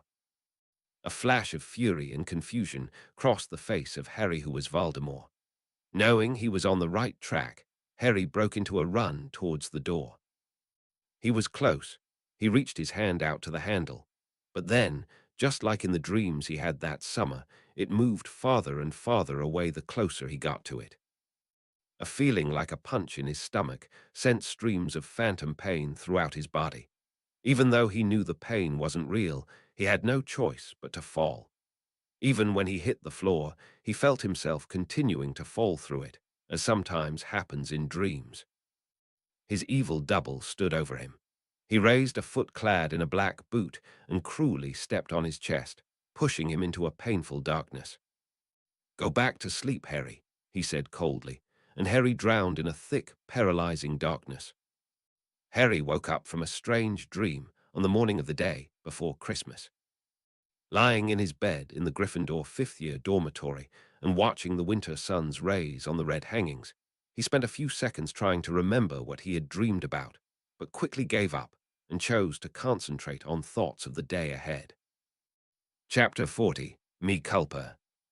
In the weeks after Voldemort tore their family apart for the second time, James began to understand what people mean when they say they're turning into their parents. He had never been a solitary type. That was usually Lily's domain. But in those days, he found himself secluding himself in the study at the Potter family home, buried in spellbooks just like his old father used to do. He didn't have access to the enormous Hogwarts library as Lily did, so they silently agreed that it was best to split their efforts to find a way to get Harry back. The bitter truth was that these days they could barely be in each other's company without arguing or crying. Even James, who hadn't cried even when his father was killed, or when Dumbledore first told them about the prophecy that had sealed their family's fate, shed tears of anger and grief for the fate of his son. After they left the burned-down Grimmauld place, their bedroom became James's old room, the room where Harry had slept that summer when he ran away from his aunt and uncle's house. But on many nights, James found himself sleeping in his childhood bed alone. Lily had started spending most nights at the school, researching Harry's condition and Voldemort's Horcruxes in the restricted section. She also wanted to be close to Emily in case something terrible happened at Hogwarts again. James didn't blame her for wanting to get away from him. During this difficult period, James found comfort in his grandfather's portrait. Of course, Sirius and Remus were always there for him, but despite all their love and support that he didn't feel he deserved, his grandfather's gentle and long-held wisdom was the only thing that managed to make him feel as if there was a little hope. Henry Potter, for whom Harry was named, shaped James's character no less, if not more, than his parents. He passed away before James went to Hogwarts, but he still cherished the days they spent together, which were some of the happiest and most pleasant days of his life. His grandfather used to take him on long walks around the estate to relieve his tireless hyperactivity, during which he would teach him that magic was everywhere and in everything, and that it was about much more than just wand waving. To his parents' dismay, James's grandfather sympathized with and perhaps even encouraged his grandson's mischief, taking him to Zonko's joke shop in Hogsmeade, teaching him to light fireworks on the grounds and to infuriate Leopold, and sometimes enlisting him to prank pompous wizards who came to visit the Potter family home. After the fateful events that brought them back to the old Potter home, James confided in his grandfather, telling him what happened to Harry and also about the prophecy and the Horcruxes. Henry Potter pondered the story for a long time after hearing it, chewing on the end of his glasses in deep thought, until at some point James began to suspect that the old man's mind had already wandered. Looking at his portrait was like looking into a mirror that reflected what he himself would look like in 40 or 50 years, with wild, steel-gray hair and a serious, wrinkled face. "It sounds like something out of a fairy tale or an old story," Henry Potter finally said. Not something I could have imagined would ever happen in reality, even to an unusual boy like Harry. I can see you're blaming yourself, my boy, but you couldn't have known something like this would happen. But it is my fault, James clarified to his grandfather. It was my fault that he was born prematurely, on the exact day the prophecy spoke of. It's my fault that Voldemort even noticed he existed. If I hadn't been so stupid, Harry could have grown up like a normal child, and he wouldn't have had to go through everything he has. His grandfather looked at him with sympathy. No one can know what could have been and what fate holds. Prophecies and destiny are a fleeting and fickle thing that cannot be predicted or prevented. The only thing I know is this: knowledge is power. You need to know more about how the Dark Lord controls your son to discover his weak spot, because he must have one, and to exploit it against him. These were the words James pondered one evening at the end of January, when he was surrounded by all his father's books on occlumency, dreams, and consciousness. A strong fire was burning in the fireplace, still failing to ward off the severe winter chill in the room, and James's grandfather dozed in his frame after watching his grandson pore over the books frantically all day. His friends had offered him many times to come and help him find a lead that would help them get Harry back, but he had rebuffed their offers and said that it was better that they continue to focus on locating the Horcruxes using the information they had saved from the library at Grimmauld Place. The truth was that he just wanted to be alone and didn't want his friends to notice how desperate and at a loss he was. He was immersed in a particularly ancient and controversial book on the existence of souls when there was a knock on the door. "Come in," James said impatiently, assuming it was Sirius who had come to check on him. But it was in fact Lily, dressed in one of the robes she used to wear at school. "I thought you were staying at Hogwarts tonight," he said. That's what she had told him when she left for class that morning. "Dumbledore wants to talk to us," Lily said, her eyes sweeping over Henry Potter's portrait. "Severus visited Voldemort today. He says he has a lead on the Horcruxes."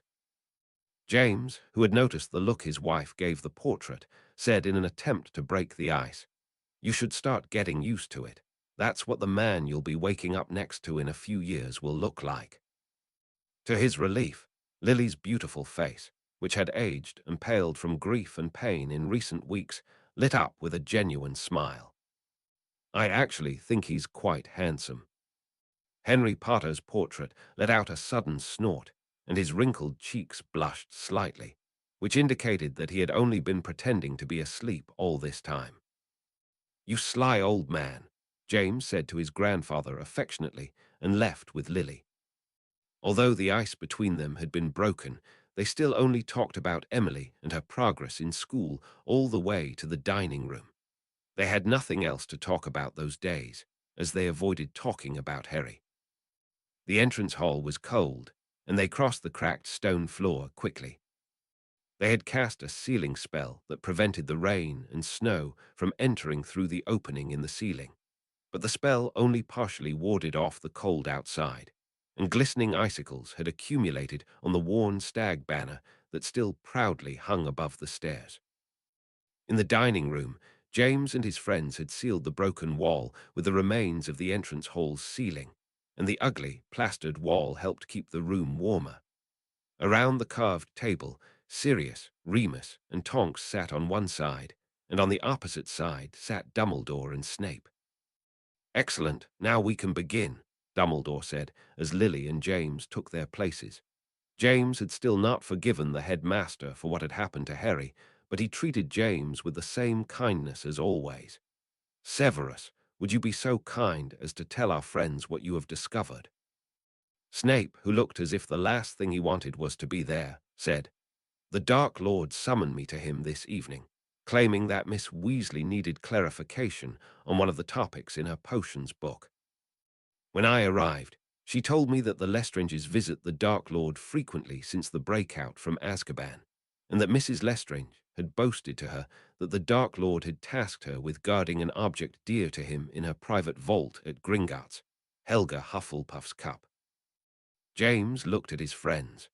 When they were investigating the Horcruxes at Grimmauld Place, they discovered that Hufflepuff's cup, which Dumbledore suspected was a Horcrux, used to be in the possession of a witch named Hepzibah Smith, who claimed to be a descendant of Hufflepuff. But after the witch's suspicious death, her house, Elf was accused of murdering her. The legendary cup had vanished off the face of the earth.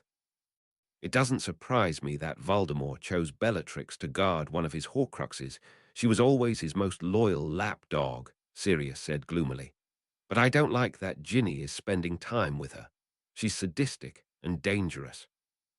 We will find a way to get Ginny out of there very soon, Dumbledore promised, as he had done at every Order meeting since the girl was kidnapped. But for now, your job is to find a way to get the cup out of Mrs. Lestrange's vault and destroy it. Sir, are you suggesting we break into Gringotts? Tonks asked with wide eyes, half shocked, half excited. I don't often encourage former students to break the law, especially not the strict laws of the goblins of Gringotts, Dumbledore replied, half amused. But if there's anyone that is capable of doing what no one has ever managed to do before, I believe it would be the Marauders. Sirius looked satisfied, Remus thoughtful, Lily looked at James with concern, and Snape looked as if he was trying very hard not to roll his eyes at the headmaster.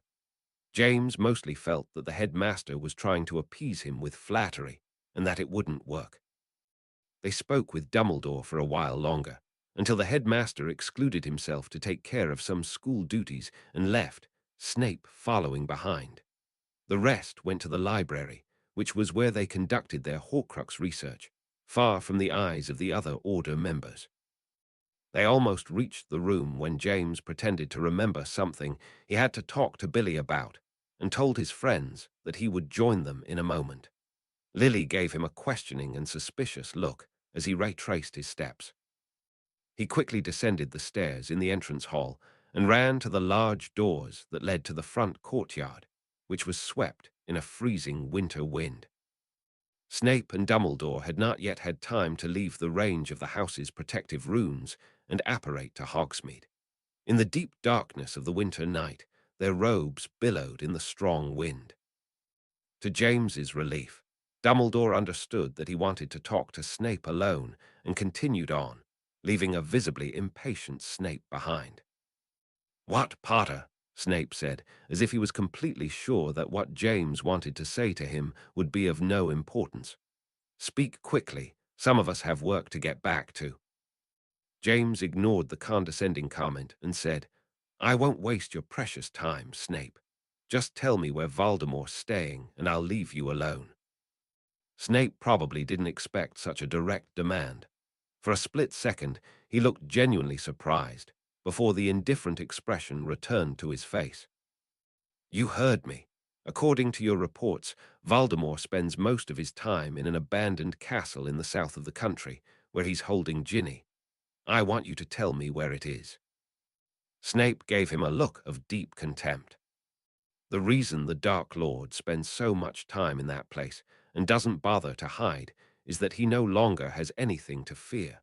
Do you think he would do this if he was afraid the Order would discover him? If you so much as get close to the place, he'll sense you immediately and crush you like the pathetic insect you are. What do you care what he does to me? You're supposed to want to get me out of the way so you can try to get your paws on Lily like you always wanted, James said with contempt that matched his rival's. The thought of Snape trying to court Lily after his death was nauseating. He vowed to come back as a ghost to haunt Snape into madness before he would allow something like that to happen.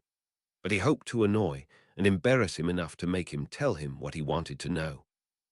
But to his surprise, Snape looked uncomfortable at the thought, almost as if the possibility frightened him. For the first time, James began to think that it was possible that Snape had finally given up on Lily. "Fine," he stated at last.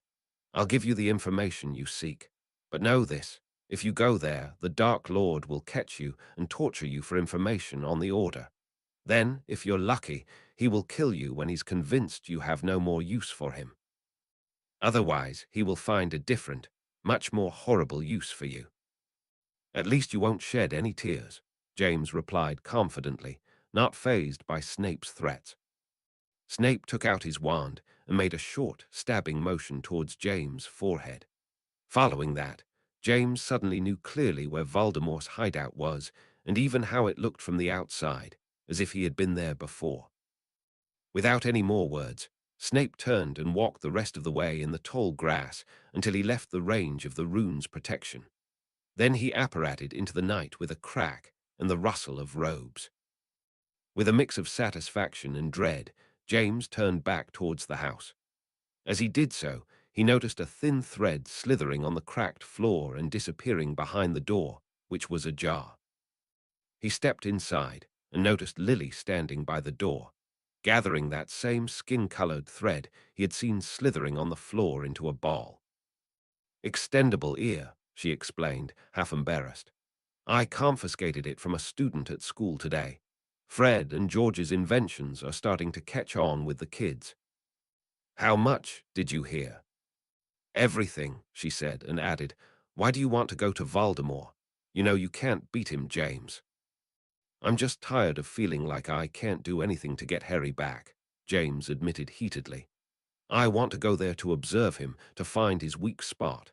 There has to be something I can do. There has to be." Lily didn't look angry or worried. James was surprised to see empathy and a little guilt on her pale face. He realized she was trembling from the cold in the open hall, so he led her closer to the large fireplace to warm up. "There's something I need to tell you," she suddenly admitted. "The reason I've been staying at Hogwarts so many nights lately isn't because I wanted to spend more hours in the library. Since what happened to Harry, I've been staying alone in my office at Hogwarts to practice legilimency."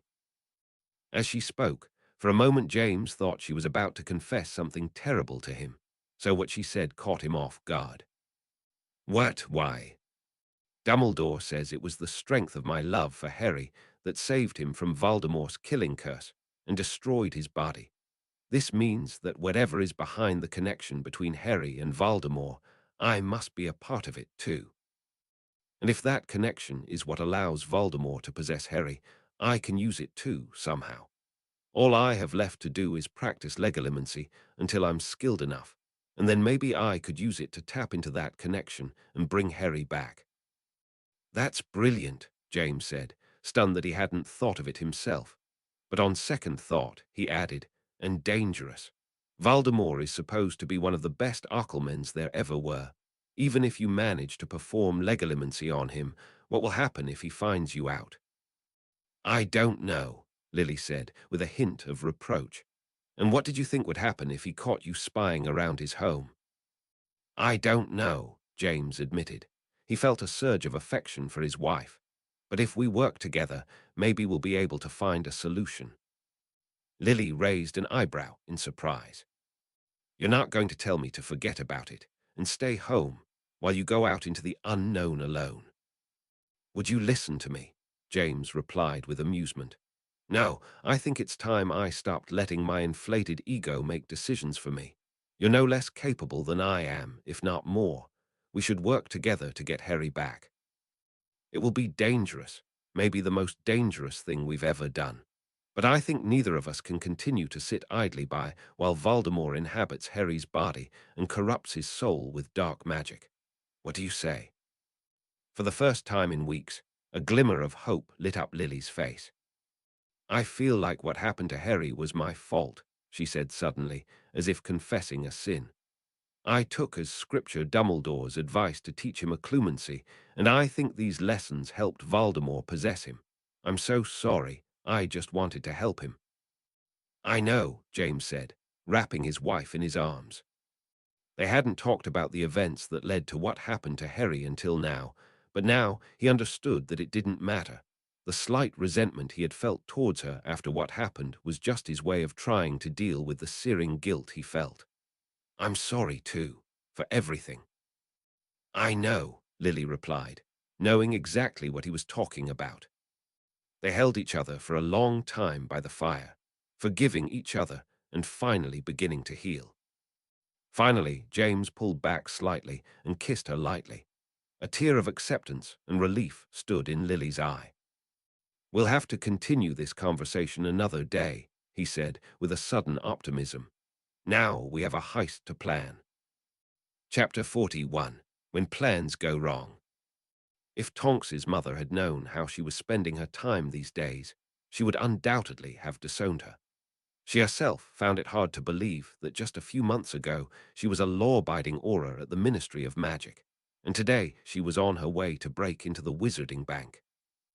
As long as she managed to ignore the notion that one day she would actually have to participate in that said heist, the preparations for it were actually quite enjoyable. They cleared the large table in the center of the library, at the Potter home of all the books and parchment scrolls that contained their research on the Horcruxes, and spread out diagrams and maps of the Wizarding Bank, which they had obtained with the kind help of Bill, who had agreed to help them even though they refused to tell him why they were doing something so dangerous and so illegal. Then, after they had memorized the bank's structure and all the secret goblin protocols that Bill had managed to obtain, they had to find a cover story convincing enough to allow them to enter and leave the Lestrange vault without arousing suspicion. As much as I would like to stage a daring heist, maybe it will be easier to get the goblins to take the cup out of the bank than to break into it, Sirius said one night as they were brainstorming around the table. In my experience, the goblins aren't particularly interested in a wizard's criminal sheet as long as he has a lot of gold. After I escaped from Azkaban, I sent them a request to withdraw money from my vault to buy Harry a Christmas present. A shadow of despair passed over his face for a moment. And they gave me the money without any objection and without telling the ministry that I had contacted them. That means all we need is to forge my dear cousin's signature, and the cup will be ours. I don't think it will be easy at all to forge Bellatrix's signature, Remus said, pouring his friend some more butterbeer. I think, and I'm sure Bill will confirm this, that the goblins have very precise ways of identifying the signature of the vault owner. Otherwise, anyone could impersonate any wizard or witch and withdraw gold and valuables from the bank. What if the vault owner herself came to the bank, or at least someone who looked exactly like her, Tonks suggested. If you're suggesting using Polyjuice Potion, I don't see how we'll get close enough to Bellatrix to get a hair of hers. According to what Snape says, she spends day and night with Voldemort, James said. Besides, the bank is full of defense systems that cancel out magical effects of exactly that kind, Sirius agreed.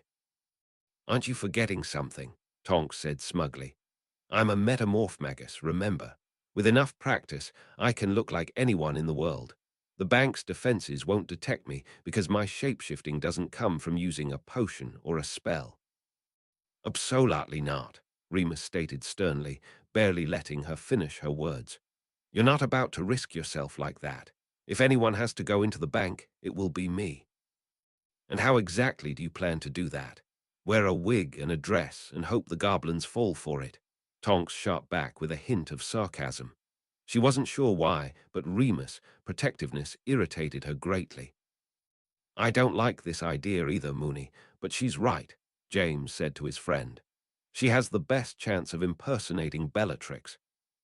Bellatrix is quite a character, but I should be able to teach you how to talk and act like her, Sirius said, examining Tonks as if she were a blank canvas or a lump of clay he intended to sculpt. All right, Remus finally said reluctantly, but I'm going in there with her. His friends didn't object. All four of them knew exactly why he was doing this, and Tonks hated that. There was this thing hanging between her and Remus all of the time, and even though no one ever spoke about it, at least not since the conversation she had with James on the day they found the locket Horcrux, it was clear to everyone exactly what it was. Tonks wished she could just talk to Remus about it and clear the air they needed to focus on destroying the Horcruxes and getting Harry and Ginny back, but she was frightened of the kind of fallout this kind of conversation will have. She wasn't sure what would be worse, if Remus would deny that he has any sort of feeling towards her, or if he would confess them to her. She spent the next few weeks studying the character of Bellatrix Black. She started by sitting for long hours in front of a newspaper clipping from the day Bellatrix and her associates escaped from prison, studying every wrinkle and expression on the haunted face of the woman who was her aunt. In her youth, Bellatrix must have been a beautiful woman, with chiseled features similar to Tonks's mother's and large, dark eyes with heavy eyelids and long, dark lashes. But today, not much of that beauty remained. After the difficult years she spent in Azkaban, her face was thin and haggard, her eyes sunken, and her long, thick hair was graying, lifeless and limp. She attached Bellatrix's picture to the mirror in her room at the new headquarters, which had a four-postered bed and narrow windows covered with embroidered stag curtains. She then spent several hours sitting in front of it, concentrating on the woman's figure and commanding her face to mimic it. The easiest part was to mimic the long black hair and then give it a disheveled and dull look. After that, she worked on the handsome features etched with lines of pain and the large, heavy-lidded eyes. She had never tried to change the shape and size of her eyes before, and she found it harder than changing any other part of her body. No matter how much she concentrated and looked into the bold, crazy eyes of the woman in the picture, she couldn't completely erase the spark in her eyes, and something of her own identity still remained in the depths of these black eyes, even after hours upon hours of practice. Next, Sirius taught her how to act and speak like Bellatrix. They settled in Fleamont Potter's dueling room, a long room lined with a faded red carpet that was located on the ground floor and was spacious enough to meet their needs. Sirius told her how as a child he had to spend a lot of time with Bellatrix, as she always volunteered to watch over him and his brother, who were younger than her. She did that not because she loved them, but as an excuse to bully and abuse them. He described how she had always been arrogant, knew how to use her personal charm to make other people do as she said, and her attraction to the dark arts. He taught her how to walk as if the ground beneath her feet belonged to her, how to act as if everyone in the room was under her authority, and how to laugh a cold and condescending laugh. One time, James's house elf entered the room while they were practicing and ran away in terror at the sound of their crazy bursts of laughter. The hardest part for Tonks was learning to speak in Bellatrix's high, bored voice, and she had to make an effort to speak that way for entire days in order to get used to it, even outside of her practice sessions with Sirius. Although Tonks had weeks to prepare, the day of the heist came too fast. She woke up at dawn after barely getting any sleep all night, and in the dark lit the candle on the dressing table. The moment light flooded the room, Bellatrix Lestrange's face returned her a tired and stressed gaze from the mirror.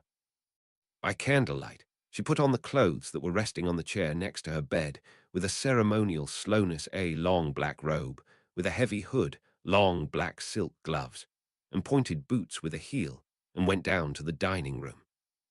Around the table, she met Sirius, Remus, and Lily. None of them touched the breakfast that Billy had served them. Sirius was a little startled when Tonks entered in disguise. "How many times will you have to see me like this to get used to it?" Tonks teased him in an attempt to ease the tension she was feeling, without success.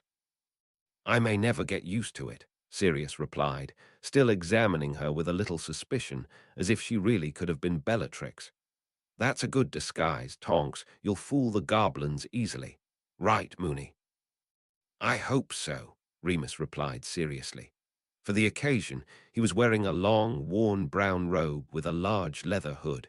He was going to enter the bank with Tonks as Bellatrix's Death Eater companion. Someone entered the room after Tonks, and this time it was her turn to be startled. James's head floated in the air without a body.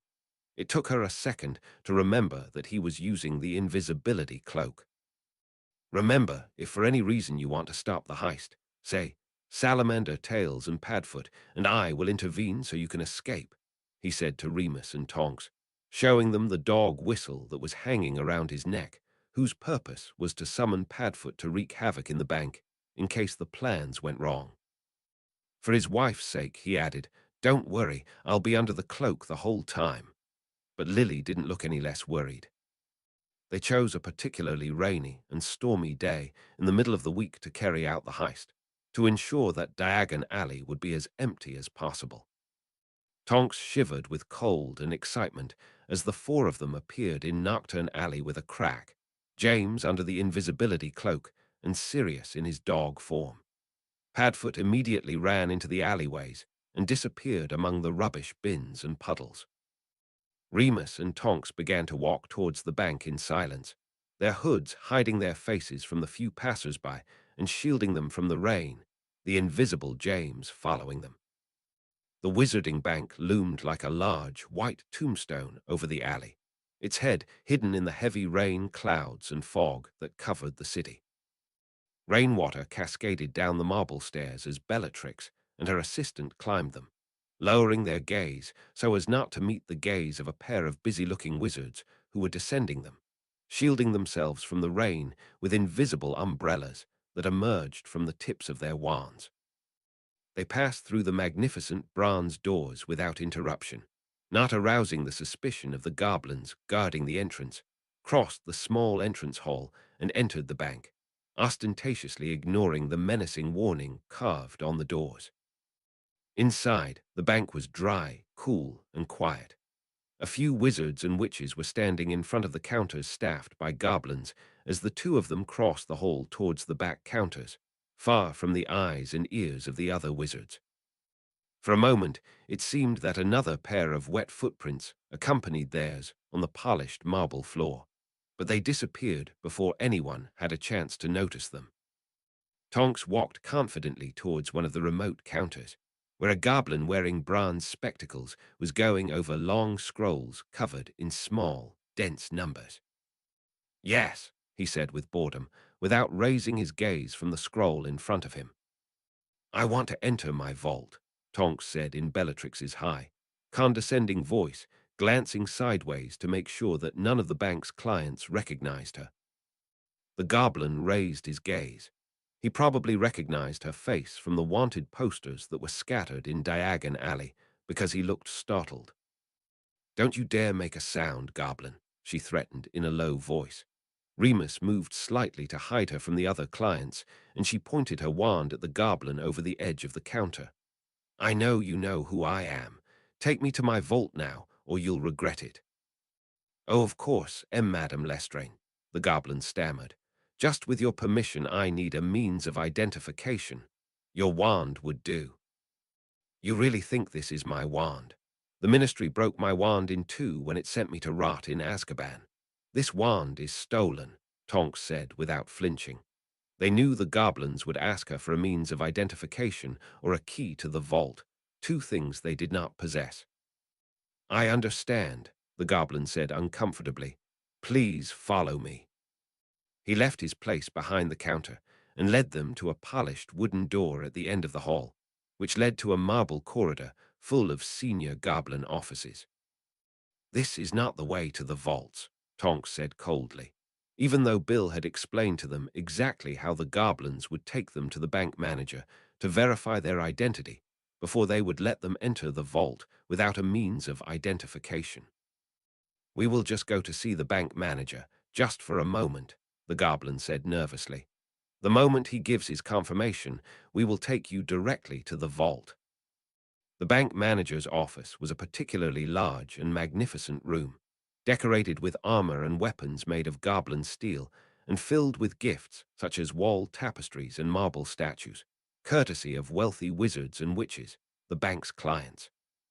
The bank manager, an old goblin wearing a luxurious emerald green robe, sat in a raised chair behind a large desk that was meant for a much larger person. "Ah, Mrs. Lestrange," the bank manager said calmly after the employee had briefly explained the situation to him, standing up on his raised chair to kiss her gloved hand with wrinkled lips. "It's a great pleasure to see you again." "Yes," Tonks said dismissively, sitting down in an upholstered armchair in front of the desk. The bank manager undoubtedly knew Bellatrix well, but Tonks didn't know him at all. "When can I enter my vault already?"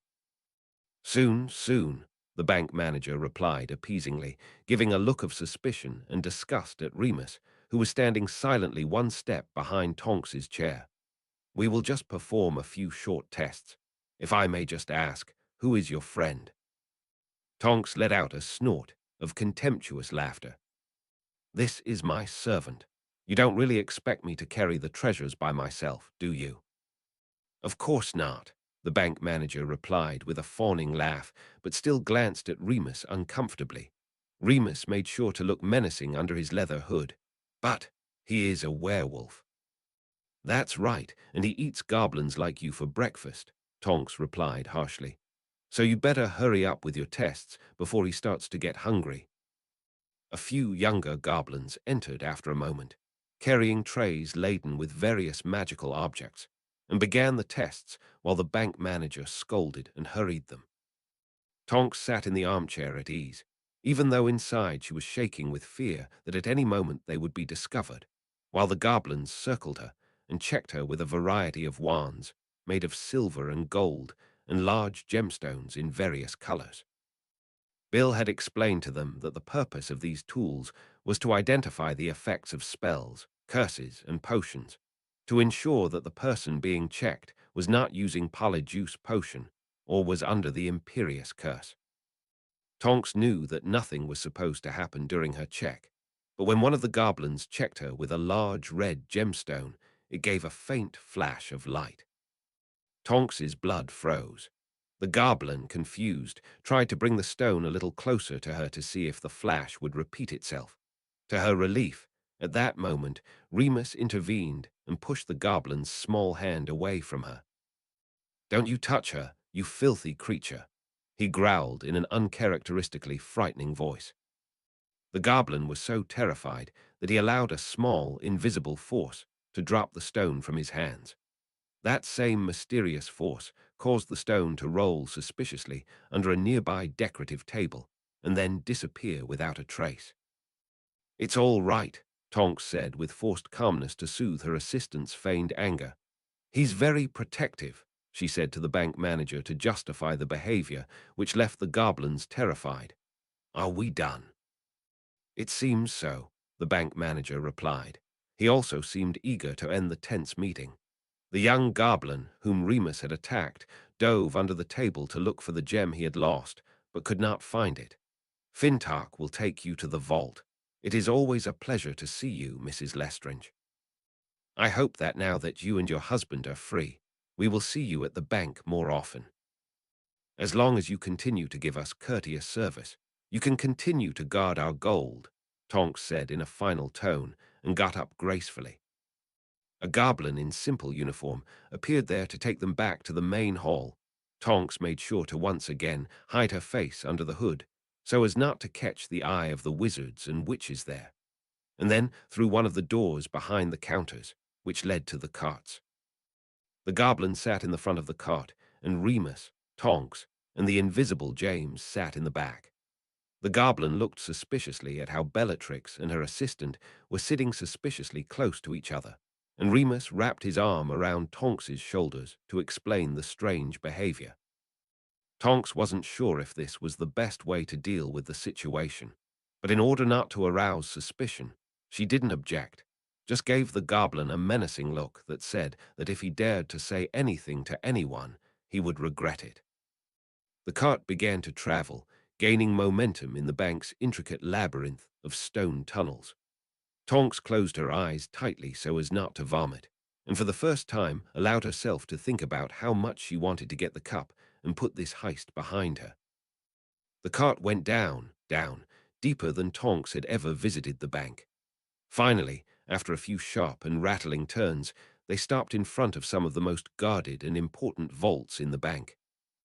As Bill had warned them, these vaults, which belonged to some ancient wizarding families, were guarded by a dragon. She expected to see a frightening and terrifying creature, but this dragon was a pathetic-looking creature. Despite its enormous size, years of living underground had caused its beautiful scales to pale and peel off, and its large eyes were milky and blind. The dragon let out a dull roar, trying, without success, to stretch its scarred wings in the cramped space of the cave. The pity Tonks felt for the creature overcame her fear of it. The goblin who drove the cart, Fintark, opened the pouch that was attached to his belt and took out a shiny metal rattle.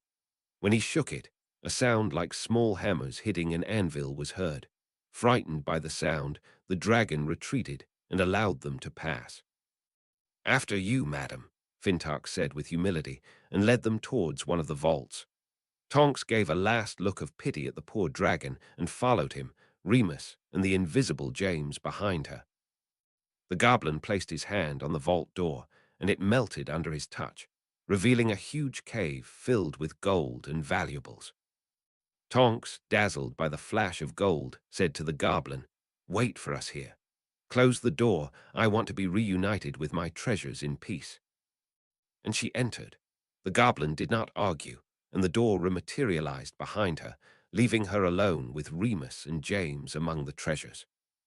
"Good job," Remus said the moment they were alone, while Tonks leaned forward and took a few deep breaths to calm his nerves. James removed the invisibility cloak and seemed to be examining the variety of treasures in the vault. "The hard part is behind us." "For a moment I thought they were going to discover us. They're in the office," James said. It must have been hot under the cloak, because he wiped sweat from his flushed face and looked excited. "Well done for the quick thinking, Mooney. And Tonks, if I didn't know better, I could have believed you really were Bellatrix." "Thanks," Tonks replied out of breath. "Let's find the cup and get out of here." They split up and scanned the vault, trying not to touch anything, for fear that the treasures were protected by additional spells and curses. After a few minutes, Remus called to his friends. He had noticed a small, golden cup standing on a shelf, raised above the other treasures. It looked like a simple cup, almost insignificant, but the Hufflepuff badger symbol on it betrayed its importance. James pointed his wand at the cup. "A Keo cup." Nothing happened. "Bill said you can't summon objects inside the vaults," Remus reminded his friend. "If you climb on my shoulders, we might be tall enough to reach it." "What happened to a good floating spell?" James said, but still entrusted his invisibility cloak to Tonks and rolled up his sleeves. "Let's not tempt fate," Remus replied. He groaned in pain only slightly when his friend climbed onto his shoulders. James stretched and managed to get the tip of his wand into one of the cup's handles. "We did it," Tonks dared to say when James landed on the floor with ease. "Almost," Remus said, taking out a large bag and filling it with a few handfuls of gold while James put the cloak back on, the cup hidden in his pocket. Bellatrix and her assistant, carrying a large bag of gold, walked out of the vault at ease. Fintark, who was waiting for them outside, bowed deeply to her, drove the dragon out of their way, and led them back to the cart. The way back to the surface was more pleasant, perhaps because Tonks was already able to smell the scent of freedom. She got out of the cart with slightly trembling legs, but with her back straight, waved dismissively at the goblin. She almost thanked him, and then remembered that Bellatrix would never do such a thing, and went out into the main hall while adjusting the hood on her head. Under the doorway, she almost bumped into a tall wizard with pale blonde hair. She ignored him and continued to walk quickly with a lowered gaze. "Bellatrix," the wizard hissed behind her. She ignored him and continued to walk, but he managed to grab her arm. "What in Merlin's name are you doing here?" Tonks looked at his face for a split second, and that was a mistake. Remus pushed the wizard hard and forced him to let go of her, but it was too late. He had time to look into her eyes, and he knew she wasn't who she was pretending to be. "They're imposters," he shouted. "Intruders." A body-bind curse that appeared from nowhere froze him, but it was too late. The cry had alerted all the goblins in the bank. Remus threw the bag of gold, and they started running towards the exit, but the guards had already closed the silver doors. From outside, they were able to hear Padfoot scratching the door desperately after answering James's whistle call, but he had arrived too late. Goblin guards began to surround them from all sides, right in the middle of the bank. Tonks managed to curse one of them before a heavy, leaden silver net fell on her and subdued her, pinning her to the floor. Remus fell beside her a second later, and she watched him trying to shake off the net, without success. A few minutes later, they found themselves back in the bank manager's office, this time tied tightly in the same heavy silver net, and under the guard of a dozen angry-looking goblins. "We didn't do anything," Tonks said to the bank manager in Bellatrix's voice, but she couldn't completely hide the tremor in it. "You checked us yourself. You saw that I am who I say I am." "If so, why did you run?" the bank manager inquired, revealing small, sharp-looking teeth. "We don't look favorably on intruders and deceivers." At that moment, the wizard who had caught them entered, looking wild and angry after the body-bind curse. As he smoothed his hair with wounded pride, Tonks recognized him. It was Lucius Malfoy. Of all the people they could have run into at the bank that day, it had to be him. "They have a third accomplice. He cursed me while they were trying to escape," Malfoy said to the bank manager. "There was no one else there, sir." "There was someone there. Search every corner of the bank until you find him," Malfoy commanded coldly. "And as for these two, I will deal with them. Believe me, what the real Bellatrix will do to them is much worse than any punishment you or the Ministry of Magic can inflict upon them."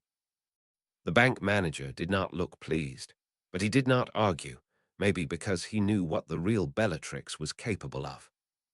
Malfoy replaced the goblin's net with his own powerful enchanted ropes, and while they were bound to each other, back to back, he threw some flue powder into the burning fireplace called Malfoy Manor, and pushed the two into the green flames. They landed on a thick carpet in a magnificent drawing room. The room was similar to the drawing room at Grimmauld Place, only it was much more well-kept, undoubtedly cleaned daily by a fleet of diligent house elves. A blonde woman who was sitting in one of the armchairs with a book in her lap jumped up in alarm when they fell out of the fireplace. "Bella, what happened to you?" Malfoy stepped out of the flames a moment after them. In one hand, he was holding his wand, and in the other, he was holding their two wands, which had been taken from them when they were caught. "Don't come closer, Narcissa," he commanded the woman. "This witch is not your sister. She's an impostor who broke into her vault at Gringotts." "What are you talking about, Lucius?" Narcissa Tonks's aunt, whom she had never met, examined the two with concern. "If it's not Bella, who is it?" "I don't know yet," Malfoy said. With a wave of his wand, an invisible force pulled Remus and Tonks from the floor and held them suspended a few inches above the ground. "Look into her eyes. I don't know who this is, but she's not Bellatrix Lestrange." Tonks tried to avert her gaze, but Narcissa came closer and looked directly into her face. The moment their gazes met, the woman's blue eyes widened in wonder and fear. If it wasn't for the fact they had never met before, Tonks would have thought she recognized her. "Go and call your sister," Malfoy said, in the same commanding tone he had used with the bank manager, while he placed Remus and Tonks's wands inside a wooden box on one of the tables and locked it. "I am convinced she will be happy to punish them." Narcissa gave one last look at the prisoners. Did Tonks imagine it, or was there a hint of pity in her gaze? And slipped out of the drawing room through the double oak doors. "Well," Malfoy continued, examining his captives as a spider examines flies caught in its web, "I don't know who she is, but I certainly recognize you, Mr. Lupin. How's life as the second most reviled werewolf in England, after Fenrir Greyback, of course?" Remus didn't react to the weak insult. "I will offer you a deal. You'd better agree to it now before Bellatrix arrives, because she won't be as kind as I am," Malfoy continued with a sneer. "Tell me who your accomplice is, and I will let you go free." "I may be a reviled werewolf, but I'm not stupid enough to believe you would let me go," Remus replied. Tonks couldn't see his face, but she could feel the stability of his voice through his back, which was pressed against hers. "How about this? You let her go, and I will tell you everything you want to know. About everything." "Remus, no," Tonks hissed, even though Malfoy could hear her. Malfoy looked tempted to agree to the deal, but before he could say anything, the door opened with a bang, and the real Bellatrix Lestrange entered the room like a whirlwind, her sister hurrying after her. At the sight of Tonks, Bellatrix hissed like an angry cat. She was even more frightening in reality than she had been in the pictures. Tonks couldn't understand how anyone could have believed they were the same person, even for a moment. "How dare you?" she breathed and drew her wand. Tonks prepared to feel a terrible pain, but the feeling she felt was of something trying to suck on her face and remove the fake features from it. She fought the revealing spell, and her disguise remained in place. "Her disguise is good. She managed to fool the goblins," Malfoy told her. "You'll need something stronger to reveal her true identity." Tonks felt Remus tense behind her. She also knew what was about to come. She mustered her courage and prepared for the curse to hit, refusing to close her eyes or scream, even as the pain surged through her. She tried with all her might to hold on to her disguise, but it felt as if the pain would never stop, until she lost all sense of time and even began to forget where she was. When the pain stopped, she was barely conscious. She was still suspended in the air, her chin slumped on her chest, and her hair wavy brown hair, not black and lifeless, fell over her face and hid it. Bellatrix's cold hand mercilessly lifted her chin and forced her to look at her with glazed eyes. At the sight of her face, Narcissa let out a gasp. "She looks just like. Before I went to Azkaban for the Lord, I heard that the traitor Andromeda had a metamorph magus daughter," Bellatrix said with hatred. "What a shame to know that blood from our blood is running around with werewolves." She slapped Tonks, but after the pain she had experienced, she barely felt the blow. "Amuse yourself with them if you wish, Bellatrix, but keep them alive and sane," Malfoy said. "Lupin here is a friend of James Potter and your cousin Sirius Black, which means they must know how the Potters escaped the Dark Lord all those years ago. The Lord will want to get information from them." "I wouldn't do that if I were you," Remus intervened. Tonks had almost forgotten he was there too. "Oh, and why not?" Bellatrix asked with amusement, examining the two with malice and caressing her wand, as if she enjoyed imagining what she was about to do to them. "Because then we'll tell him what we stole from your vault," Remus said. "You know what I'm talking about, and he won't be happy when he hears." The expression of satisfaction disappeared from Bellatrix's face. "Get out," she commanded her sister and husband. "I remind you, this is my house." "Get out," Bellatrix screamed, suddenly losing her temper. Narcissa took her sullen husband's sleeve and led him out of the drawing room, knowing what her sister was capable of. "You're lying," Bellatrix hissed towards Remus the moment the two had left. "Then why did you send them away?" Remus replied calmly. "You know I'm telling the truth. We stole Hufflepuff's cup. By now our friends have already managed to destroy it. You can torture us, kill us, but that won't bring your master back his treasure. So you won't hand us over to him, because then he'll know you disappointed him." At this point, Bellatrix began to pace the room like a caged animal, stressed and terrified, muttering to herself. "No, you're lying, Crucio." Remus didn't make a sound when the curse hit him. Tonks felt his body tense behind her and fought the urge to try to break free to help him or to scream at Bellatrix to stop. She knew there was nothing she could do that would make Bellatrix stop, and that she absolutely must not show weakness. Remus's torture lasted much longer than hers. If Bellatrix had only been amusing herself during Tonks's torture, now she was channeling all her rage into hurting Remus. The whole time, Remus didn't make a sound, except for a few weak groans of pain. Finally, when Tonks thought it would never end, it stopped. She was unable to wipe the tears from her eyes. "I will find a suitable punishment for you," Bellatrix whispered from somewhere behind Tonks. She felt a strong push, and they began to move. At the end of the room was a narrow door that led to a dark corridor, and then to a narrow, slippery staircase lit by a few torches. At the bottom of the stairs, a damp dungeon awaited the prisoners, with a low ceiling and no windows. Bellatrix pushed them inside, and they fell to the floor, the ropes that held them loosening. The iron bars slammed shut behind them with an ominous metallic thud, and Bellatrix was heard walking away back up the stairs with hurried steps. Tonks got up from the floor, every muscle in her body aching from the torture and the prolonged confinement. Remus remained lying on the dusty floor with his face down, without moving. "Remus, get up," Tonks said, terrified to see that he wasn't moving, and began to shake him forcefully. "Please, say something." "I'm fine," Remus croaked after a few terrifying moments, managing to roll onto his back. His eyes were a little glazed, but other than that, it didn't seem that the torture had done any damage. "Are you all right?" "Yes," Tonks replied in defeat. "Relatively speaking, I guess I'm fine. At least you convinced her not to send us to Voldemort, that's something." She tried not to think about what would happen when Bellatrix returned. "I'm sorry," Remus said to her, still lying on the floor. "I'm sorry you got dragged into this situation." "Don't be an idiot," Tonks passionately, mostly to hide how much she was scared. "If anything, you should be saying, 'I told you so.' You didn't even want me to join this mission." "I was afraid something terrible would happen," Remus said, sounding very serious. "And I hate being right." Time passed slowly.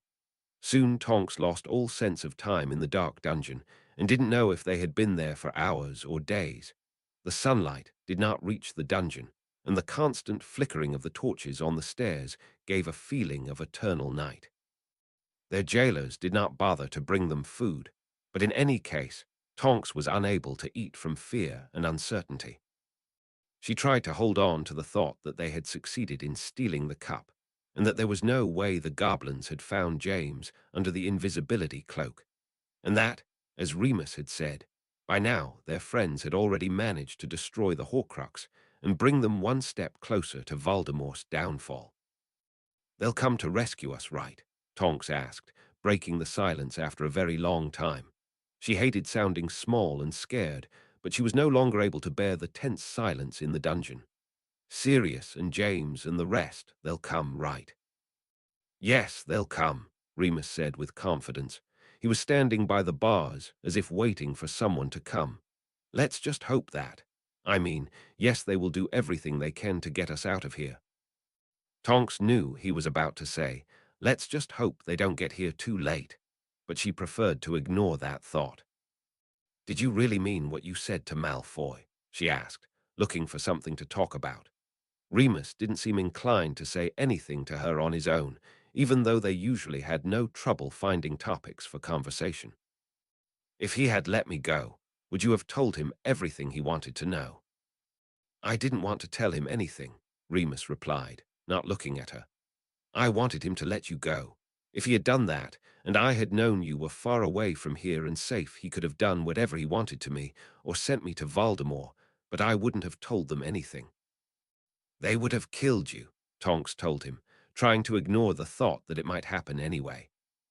"Probably. That's a price I'm willing to pay for your safety." This explanation only made her angry. "What makes you think your life is less important than mine?" "I'm a werewolf, for starters." "Who the hell cares?" She cut him off rudely. "That doesn't mean your life is less valuable than others. That's something people like Malfoy would say about you, not something I would expect you to say about yourself." "At what point did you start believing you are what all those people think you are?"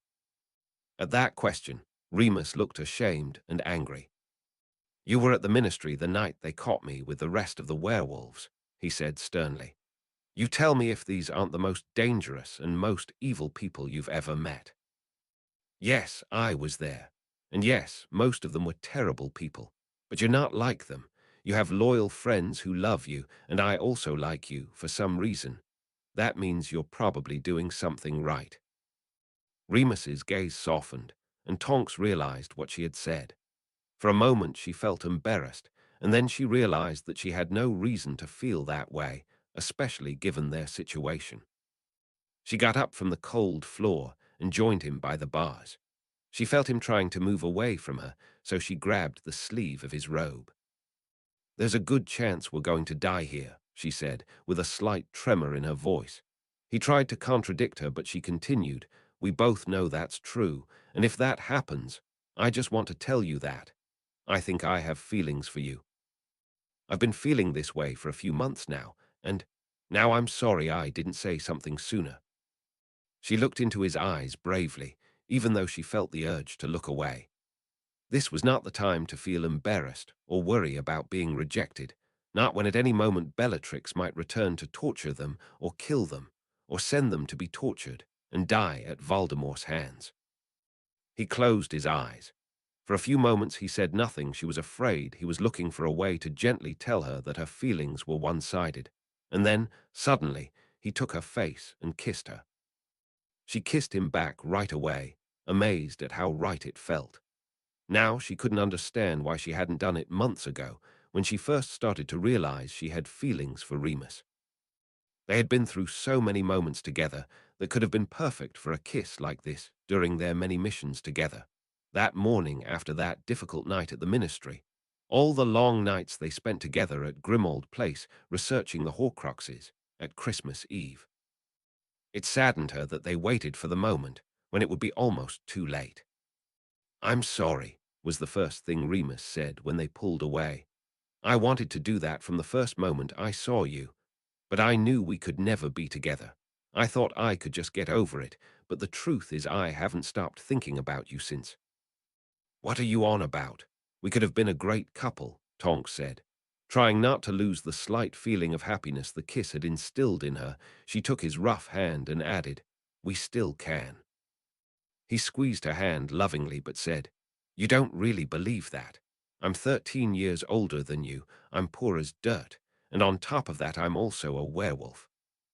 As I said before, who the hell cares?" He gave her a short smile and hugged her. His warmth and his scent comforted her, but she couldn't ignore the feeling that there was something he wasn't telling her. "Are you all right?" "Yes, everything's fine," he replied and hugged her tighter. He was a terrible liar. They sat in the dungeon for what must have been days. Once or twice, a nervous house elf appeared with a little food, probably the courtesy of Narcissa. Tonks ate a little to keep her strength, but Remus didn't touch the food. At first, Remus sat next to Tonks on the floor and held her hand as she rested her head on his shoulder. That instilled in her a feeling that everything was going to be all right after all. But at some point, he became restless, pacing the dungeon like a caged animal, looking for an escape route that clearly did not exist. Tonks watched him trying his luck with the bars again and again, examining every single brick in the walls in search of some weak link, and at some point, he even tried to detach the empty steel torch holder that was bolted to the wall, without success, and Tonks couldn't imagine what he intended to do with it. When she tried to ask him what he was doing or tell him that everything would be all right, he would reply absent-mindedly and continue his attempts, until his behavior began to worry her almost as much as their situation. Finally, something changed. They heard what sounded like arguing voices up the stairs that led to the drawing room of Malfoy Manor, and then the door at the top opened and the torches on the stairs flickered. Tonks jumped to her feet tensely, preparing for what was to come. Remus pressed himself against the bars, as if to hide her from view. Bellatrix appeared on the other side of the bars. She smiled with confidence and malice, as if to show that she was in complete control of the situation. But there was a new hint of madness in her eyes, and the black bags that had appeared under them indicated that Remus's last words had managed to unsettle her and keep her awake. "Take me first," Remus said in an almost desperate voice the moment she appeared. "I can take more torture than her. You'll have more fun with me." "You would like that, wouldn't you?" Bellatrix replied with satisfaction. "I'm not stupid, you know. I know what's happening in less than an hour." Tonks didn't understand what she was talking about. Remus took a sharp breath, losing his composure. "I said I would find a fitting punishment for you," Bellatrix continued, turning to examine Tonks over Remus's shoulder as if she were a juicy piece of meat. "Make no mistake, I would enjoy tormenting you, you filthy half-blood. But what he's going to do to you is much worse than anything I could ever dream of doing." "What are you talking about?" Tonks gasped. The dull tension and uncertainty that had accompanied her since they were thrown into the dungeon was replaced by a sharp stab of fear. "Oh, he didn't tell you," Bellatrix replied with glee. "Want to tell her, Lupin, or shall I?" Remus said nothing. He stood very still in front of the bars, his back tense and his head slightly bowed. Tonks didn't want to believe she knew what this was about. "It must be hard for you to know, when you're trapped here in the dungeon." Bellatrix's voice sounded to her as if it was coming from a distance. "There's a full moon tonight, and you know what that means." Bellatrix examined Tonks's reaction. When she said nothing and just stood frozen, not processing what she had discovered, Bellatrix got bored and turned to leave with an air of schadenfreude. "Lestrange," Remus raised his voice as Bellatrix turned to walk away. Tonks barely recognized his voice. He spoke in a low, threatening voice she had never heard him make before. "You will pay for this." "Sure," Bellatrix replied contemptuously and left. On her way up the stairs, she conjured a gust of wind that extinguished all the torches, leaving the two prisoners in complete darkness. In the dark, terror hit Tonks like a fist. "Remus." She fumbled in the dark, trembling, until she found him and wrapped her arms around him. For a moment he tried to slip away from her, but finally gave in and hugged her with force. It hurt, and she used the pain to anchor herself to reality. "I'm so sorry," he said in a broken voice. "I'd rather die than do this to you." Tonks was unable to speak.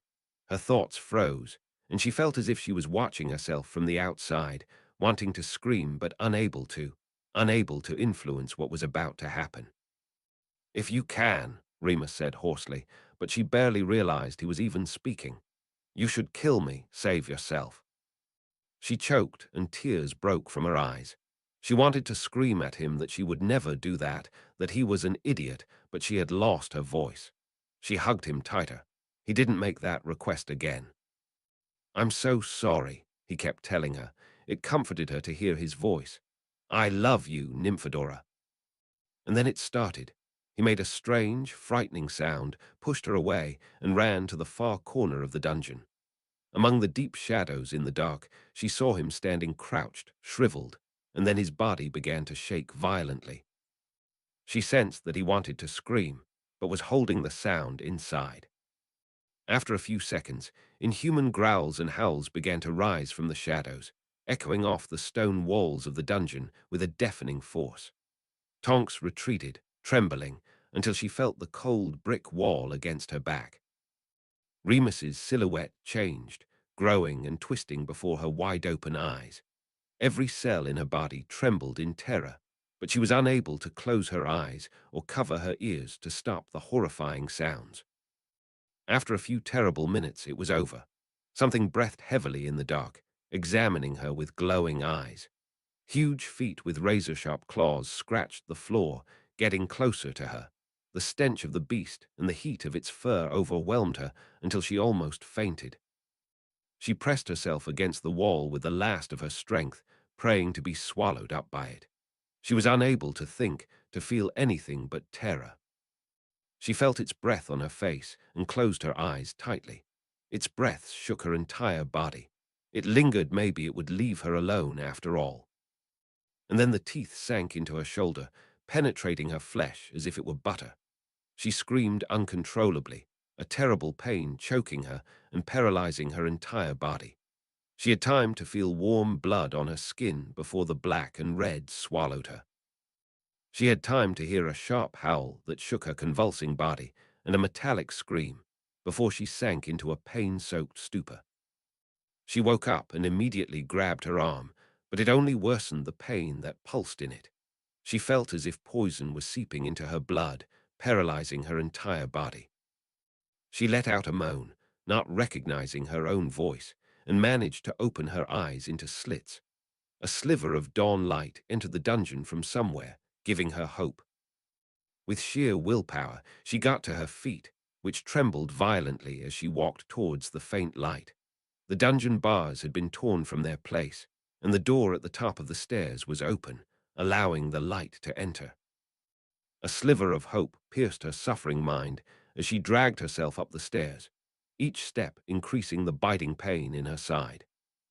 She reached the drawing room and with her little remaining strength let out a scream. For a moment she thought she saw herself lying in the center of a blood-soaked carpet with wide eyes, but it was in fact Bellatrix, her chest disemboweled by brutal claws. Fighting the urge to vomit, Tonks went to the place where Malfoy had locked up her and Remus's wands. The morning light blinded her, and she stumbled in front of the corner table. She managed to reach out her hand, trembling, to the box. The lock on it was broken, and her wand was the only one resting inside. With a trembling hand, she struggled to produce a Patronus, but nothing came out except for a faint silver mist. She lay down on the carpet, about to lose consciousness from the pain, and struggled with all her might to think of something happy. She remembered the short moments she had spent with Remus in the dungeon, their kiss before. A silver wolf emerged from the tip of her wand. She wasn't sure if she was imagining it from the pain or not. "Help," she managed to mumble, and lost consciousness. Chapter 42. Heavy is the Crown. The winter at Hogwarts was harsh, the most difficult winter Emily had ever experienced.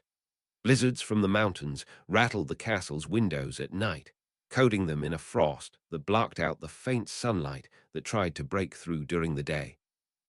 The stone corridors were always cold, and even in the heated great hall and common room, Emily sometimes couldn't stop shivering. 2 months had passed since Christmas, but sometimes she'd still wake up in the middle of the night, thinking she needed to gather her things quickly and run away. Then she'd lie in bed for a long time, sometimes until morning, thinking about her parents and Harry. Her parents hadn't been the same since Christmas. Her father didn't visit Hogwarts since the term started, and her mother had grown more distant and pensive than ever, teaching her classes with little enthusiasm and disappearing afterwards without a word to Emily. When she tried to visit her in her office, she found it full of old books that her mother made great efforts to conceal from her. Then she would smile and talk to her, but Emily would sense that her thoughts were very far away. Emily knew she mustn't blame her parents for being distant, but on those dark nights, as she lay listening to her sleeping friends, she did blame them a little. What happened to Harry was awful, unbelievable, illogical, but that didn't mean they could just forget about her. She hadn't told her friends what had happened to Harry. The cover story her parents told the world was that, due to everything that had happened and the slander against him, they had moved Harry to another school, and Ginny's parents had announced that she had contracted dragon pox and was therefore unable to return to school. Emily knew she mustn't talk to her friends about anything related to the Order or Voldemort, besides which she was afraid that if she tried to talk to them, she'd burst into tears and never stop. So she kept her silence, telling them she was fine when they noticed something was wrong, until the silence became a habit and she was unable to say a thing even if she'd wanted to. This was how it was on a rainy morning in mid-February. She sat at the Gryffindor table with Margaret and Jenna, listlessly stirring her porridge. Margaret was completely hidden behind a copy of the Daily Prophet, and Jenna was trying to cram in some last-minute practice for Transfiguration class that day, but she couldn't manage to change the shape of her mug. Emily scanned the rest of the table and the staff table. Ron and Hermione looked to be whispering about something with serious faces. They'd been doing that a lot since they lost Harry, and Emily's mother and Professor Dumbledore were absent from the staff table. "Anything interesting?" Jenna asked Margaret, having given up on the transfiguration spell and instead piling scrambled eggs onto her plate. "Nothing," Margaret replied with a half-sigh and folded the newspaper. "Muggles have a lot of good books, if you're looking for something more interesting to read." "That's not it," Margaret said. "Don't you think it's weird that nothing's happening out there? Nothing. There was a mass breakout from Azkaban over a month ago, but nothing has happened as a result. No terrible crimes you'd expect from escaped prisoners. My mum says it's weird too, like the prophet is trying to hide anything that doesn't make the world look perfect.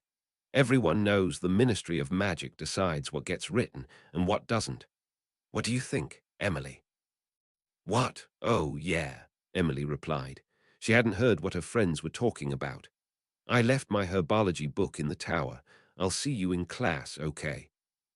She took her bag and left the table, barely hearing Jenna say to Margaret, "But we don't have herbology class today." The corridors were relatively empty, as all the students were at breakfast. Emily went up to the first floor, slipped behind a suit of armor, and rummaged in her bag until she found an old, yellowing sheet of parchment, the Marauder's map. Emily's father had given it to her with a grim expression before she returned to school. Harry didn't need it anymore, after all. "I solemnly swear that I'm up to no good," she recited, with the tip of her wand pressed to the parchment. She watched as black lines flowed from it like spider webs, covering the parchment and weaving the map of the castle. She saw Jenna and Margaret sitting in their places in the great hall, and after a bit of searching, she also saw her mother, Professor Snape, and Professor Dumbledore in the headmaster's office, no doubt discussing serious order matters. She examined the corridor she was in, made sure it was empty, and started walking, using the map to navigate and avoid bumping into anyone. She didn't really need the map, but she had started using it out of habit. The ability to walk through the castle without anyone but the portraits seeing her gave her a sense of control. She went to the hospital wing. Lately, there was only one person whose company she felt comfortable in, and strangely, that person was Bridget. She was always there for her, laying in her bed in the hospital wing, surrounded by all sorts of colorful bouquets, as if she were already dead. Emily felt that if things had gone a little differently, and Bridget hadn't started to be afraid of her after they found Cho Chang together, they could have become friends. She thought to herself that Bridget had no doubt kept some terrible secret that she had discovered that night, and that this must have been the reason Voldemort sent someone to silence her. Emily looked at the other girl's face, which was white as marble and serene, and felt regret that she hadn't done more to understand what Bridget was going through in those few mad days when she was attacked twice. She was so lost in thought that she forgot to look at the map. She jumped in surprise when the door to the hospital wing suddenly opened, and in her haste to shove the map into her bag, she knocked over the vase of flowers next to Bridget's bed. Water spilled everywhere, wetting Emily's shoes. Cursing herself, she put her bag down and looked for something to soak up the water. She turned to the cabinet next to the bed and opened the first drawer, but there were no cloths or towels there, only one set of school uniforms, Bridget's wand, and a small, dark blue velvet-bound booklet. Emily had seen it before. The person who had entered the hospital wing was a man, who was now talking to Madame Pomfrey behind the screen that concealed Bridget's bed from the rest of the ward. Emily eyed the little book, which she was quite sure was Bridget's diary. She had seen her write in it on the train to Hogwarts all these months ago. Curiosity overcoming her reason, she took the diary from the drawer. It was fastened with a small silver padlock, and there was no key. The footsteps were getting closer to the screen. Emily pushed the diary into her bag and straightened up just as a balding, bespectacled man appeared from behind the screen. If Emily had to guess, she'd say he was Bridget's father, whom she had spoken of with an adoring tone when they sat together on the train on the first day of school. "Who are you?" Mr. Doyle asked. "I'm Margaret," Emily lied. She didn't know what Bridget had told him about her. "I'm a friend of Bridget's." "It's nice to meet you, Margaret," Mr. Doyle said wearily, and sat down in the chair Emily had just been in. "Bridget never told me about you. In fact, she never told me she had any friends at all." "We weren't very close," Emily admitted. "We met on the train, but then I was sorted into Gryffindor and Bridget into Ravenclaw." "It's very kind of you to come and visit her," Mr. Doyle said, sadly stroking Bridget's golden curls. "The healers still don't know what's wrong with her. They only know it was a memory charm, but they never saw one go wrong so badly. They don't know when she'll wake up." "I'm sorry," Emily replied. The situation made her uncomfortable, and she was desperate to find an excuse to leave, but at the same time, her pity for Mr. Doyle urged her to stay. "Something happened to my brother, too, that no healer could explain." Mr. Doyle probably wasn't listening to her. Emily thought of her own parents and didn't resent him for being so focused on his daughter that he was deaf to others' troubles. The bell in the tower rang for the start of the first class. Emily excused herself to the distracted Mr. Doyle, grabbed her bag, and left in a hurry. But she didn't go to class. Instead, she slipped behind a nearby tapestry, took out the diary, and examined the padlock again. But before she could think of a way to open it, the tapestry was pulled back forcefully, without any warning, and she was startled for the second time that morning. She found herself standing in front of Margaret and Jenna. "You're supposed to be in class," she blurted out in surprise. "So are you," Margaret chided. "Jenna and I talked, and we decided we're fed up with you keeping secrets from us." Shocked and ashamed, Emily tried to lie. "I was just visiting Bridget." "This has nothing to do with Bridget," Jenna stated. "You weren't like this after she was attacked, but since we came back from Christmas, you've been acting strangely, like you're hiding something. We thought we were friends." Emily opened her mouth to tell them that they really were friends, but there were just things she couldn't tell them, and that didn't mean they were any less important to her than they used to be. But she broke down under their reproving and disappointed looks and burst into tears. She cried about Harry, about her parents, about how they had abandoned her and left her to deal with all this alone. How for 2 months she had been alone, always alone. She barely noticed her friends leading her from her hiding spot to a nearby empty classroom. When the tears stopped, she felt ashamed, angry at her parents and at the order, and decided to tell her friends everything. Maybe she could have settled for just telling them what she knew about what happened to Harry, but she was tired of keeping secrets, so she shared all the details of the event with them, including her parents and the Order's involvement in what happened and how Voldemort, in Harry's body, had kidnapped Ginny. Her friends listened intently to the whole story. Jenna tried to stop her several times in the middle to ask questions, but Margaret hushed her and let Emily finish, down to the last word. When she finished the story, her mouth was dry from talking and her head ached a little. But the relief she felt was immense and made her feel that maybe the situation wasn't so terrible after all. She had a feeling that now that her friends were sharing what she was going through, it wouldn't be so hard to cope. "Can I ask questions now?" Jenna asked when Emily finished the story. Margaret looked thoughtful. "First of all, why didn't you tell us you were part of a secret organization fighting the dark arts? Secondly, how do you sign up? Third, can Voldemort just take over anyone's body and do what he wants with it? Because that doesn't sound fair at all. And last thing, what are you planning to do to get Harry back?"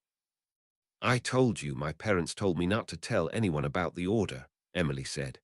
"And you can't sign up. Only adult wizards can join the Order.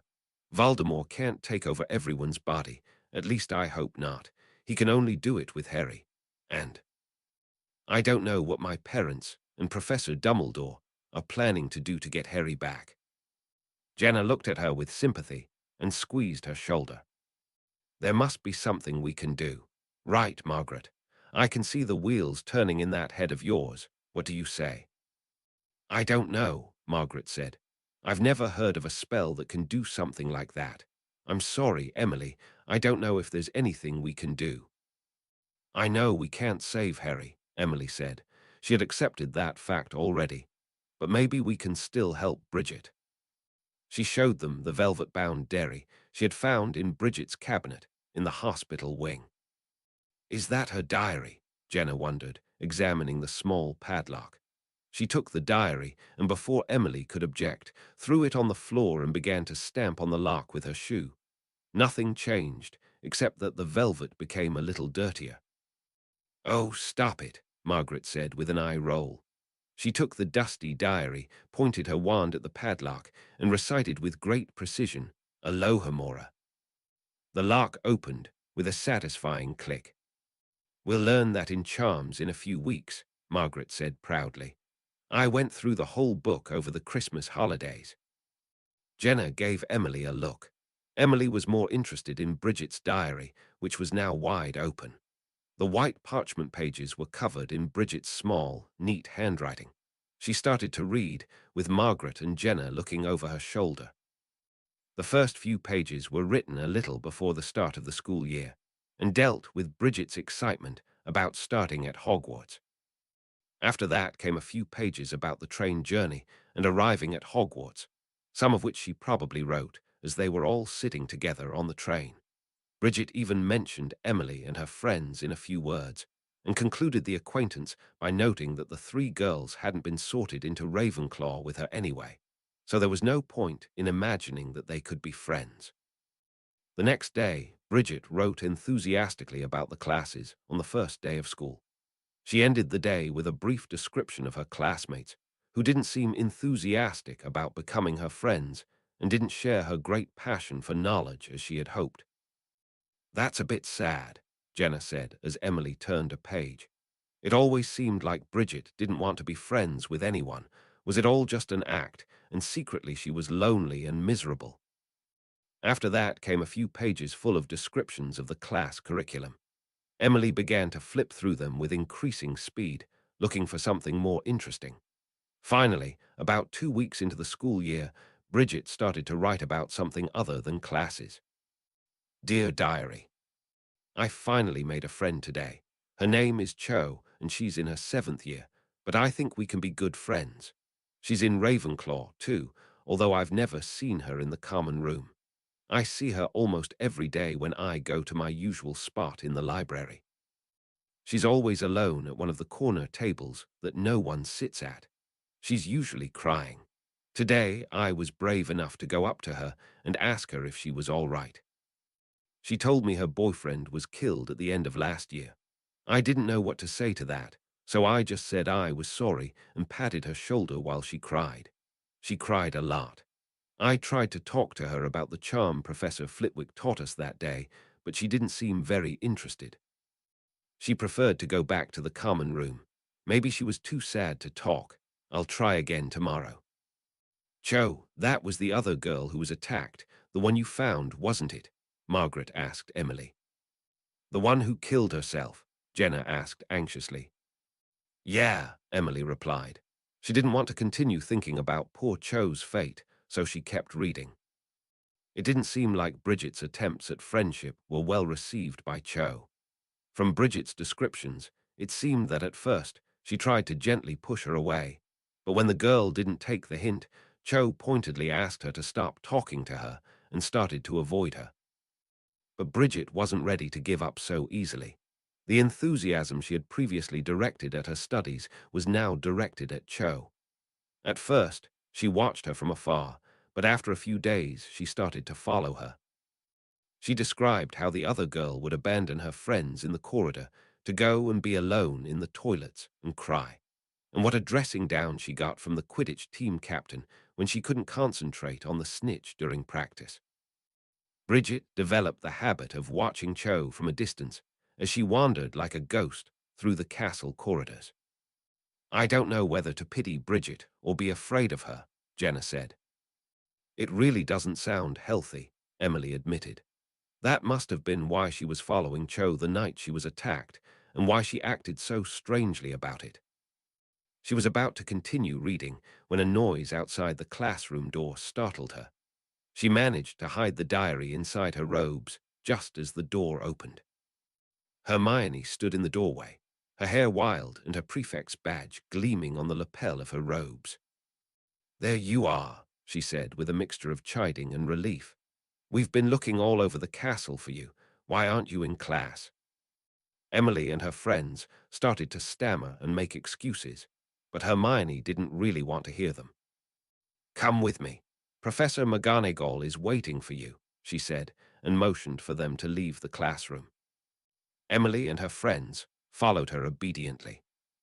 Up until now, Emily hadn't given a thought to the fact that they were skipping class, and even as they walked behind the brisk Hermione, she found it hard to feel scolded or anxious about the conversation with her head of house. In contrast, Margaret looked less calm. She was still thinking about the diary full of Bridget's thoughts that was in her robe pocket. To the surprise of Emily and her friends, Professor McGonagall wasn't the only one waiting for them in her office. The roaring fireplace cast a bright light on the worried faces of Emily's mother and another woman, tall with dark skin and a hooked nose, who was undoubtedly Margaret's mother. "Thank Merlin," Emily's mother sighed in relief as she entered the office and rushed to hug her, as if she truly believed something terrible had happened to her. Emily felt a mix of guilt and satisfaction. "Where have you been?" Margaret's mother looked a little angrier, but also very relieved to see her ashamed daughter. "It's not like you to disappear like that, Margaret." "I'm sorry, Mum," Margaret said with genuine remorse. "We just—" "It was my fault," Emily said immediately.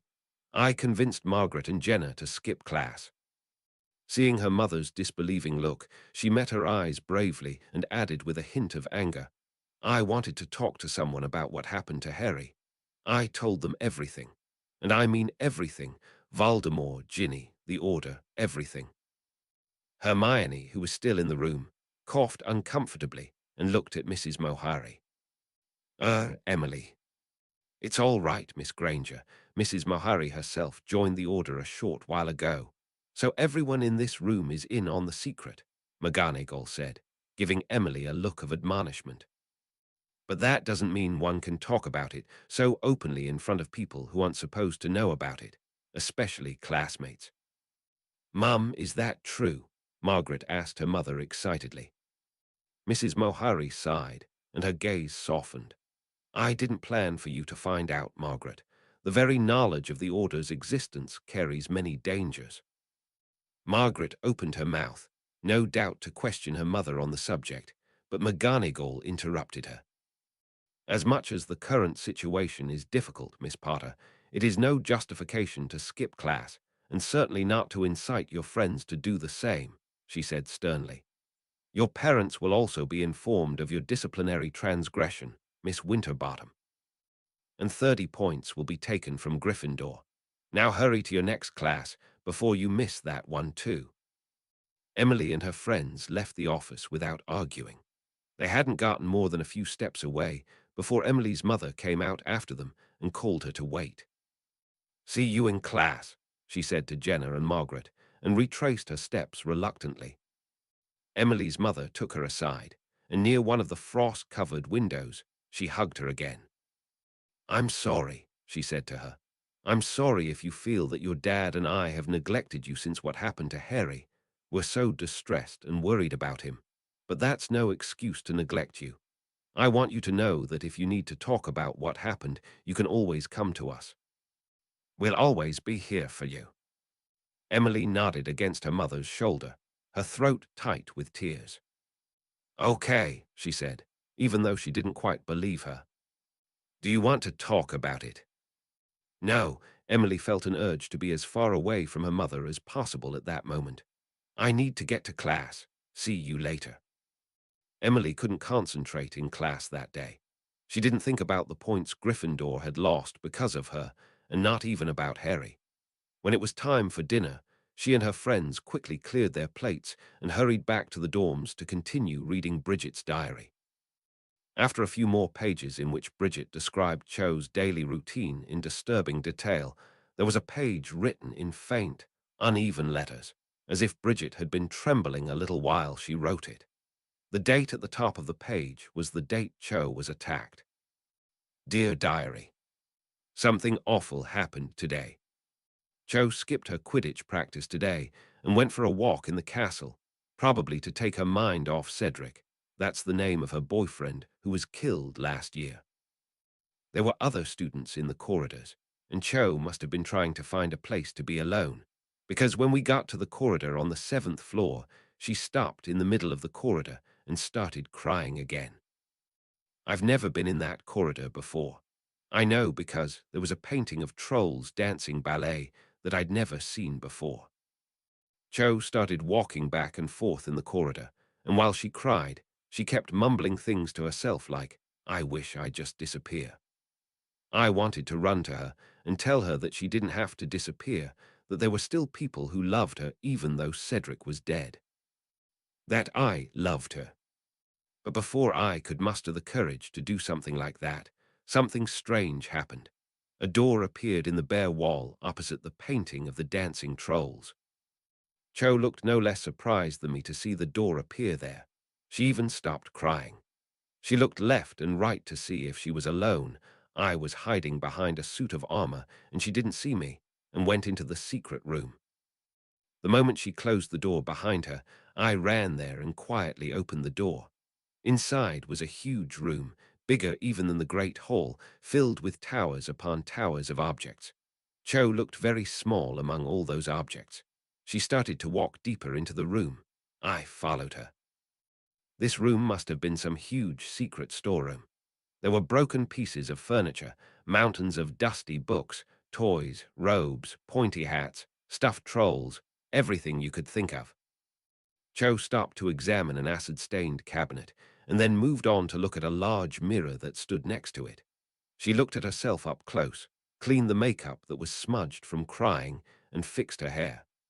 Next to the mirror stood an ugly stone bust wearing a moth-eaten wig. On top of the stone head rested a glittering silver diadem. Cho picked up the diadem and placed it on her head. The diadem looked just like Rowena Ravenclaw's diadem, the one she wears in her statue in the common room. Cho looked very beautiful with it, as if she were Rowena Ravenclaw herself. Cho smiled at her reflection in the mirror, but then she suddenly got startled and turned around, calling out for Cedric, her boyfriend. And then she saw me hiding behind a coat rack and got very, very angry. She pulled out her wand and came towards me. I tried to run away, but I tripped over a pile of books and fell. She stood over me with her wand drawn. She was beautiful and terrifying with the glittering diadem on her head. "I told you to stop following me," she screamed at me. Her eyes looked very black and scary. I mumbled an apology, got up, and ran away before she could cast a curse on me. My heart had never pounded so hard. I was sure she'd kill me if I stayed there for one more moment. I barely managed to get out of the strange room and stopped to catch my breath behind one of the suits of armor when Cho also came running out, still wearing the diadem. She looked as if she was chasing something and shouting, "Cedric! Cedric!" I ran after her, but I lost her somewhere on the 5th floor. I'll never forgive myself for what happened then, and it's all because of that Emily Potter. If she hadn't tripped me in the corridor, maybe I could have seen who attacked Cho. Cho is in the hospital wing now. I hope she'll be okay. Maybe missing her boyfriend caused her to lose her mind, and maybe it was my fault. I just wanted to help her. At least I managed to shove the diadem in my book bag before Emily could see it. I'm sure that Cho will want it back when she wakes up. Emily says she didn't see who did it to Cho, even though she came from the exact direction Cho ran in. Could she be involved in this somehow? If she or her crazy brother did something to Cho, they'll regret it. "I can't believe she's blaming you for what happened there," Jenna said when they finished reading the entry. "What, did she think you also broke into your mum's office and trashed it?" "It's obvious that Bridget wasn't thinking straight," Margaret said. "She was probably upset after Cho lashed out at her." "And that Cho wasn't exactly the most well-adjusted person either," Jenna said, and immediately added in embarrassment, "I mean, not to speak ill of the dead and all, but she acted as if she saw someone Bridget couldn't see. Even in the magical world, it's a bad sign when someone sees something no one else does, isn't it?" "There are a few more pages until the last time she wrote in the diary," Emily said after flipping forward a little. "Let's keep reading." The next entry in the diary was written the next day, the day Bridget herself was attacked. There, too, her handwriting was faint and unsteady, and here and there tear stains smudged the parchment. "Dear Diary, I'm so scared. I'm in the hospital wing now, and Professor Dumbledore promised me that I'm safe here, but I don't believe him. I don't care what he and the other teachers say. I know what I saw. I know what Harry Potter did. I'm the only witness to his crime, so I have to write everything that happened, every single detail, as proof of what happened. I went to visit Cho in the hospital wing after classes were over today, but she got angry and didn't want to see me after she caught me spying on her yesterday. She seemed to be frightened of me, and that made me very sad. I left her alone, like she wanted, and decided that I was going to find out who harmed her and bring him to justice. So I went back to the scene of the crime to look for clues, but couldn't find anything. But I wasn't going to give up. All day I couldn't stop thinking about Cho and about the diadem she found in that room, which looked so much like the legendary diadem of Ravenclaw. I read that it was lost centuries ago, but could it have been at Hogwarts all this time? I still had it with me in my bag after I picked it up when we found Cho. The moment I first touched it, I immediately felt a special connection to it. The more I look at it, the more I believe that it's truly the diadem of Rowena Ravenclaw, and that it is calling to me because I am a true Ravenclaw. That moment I decided to put it on. They say that whoever wears the diadem gains the wisdom of Ravenclaw herself, so I hoped it would help me understand what happened to Cho.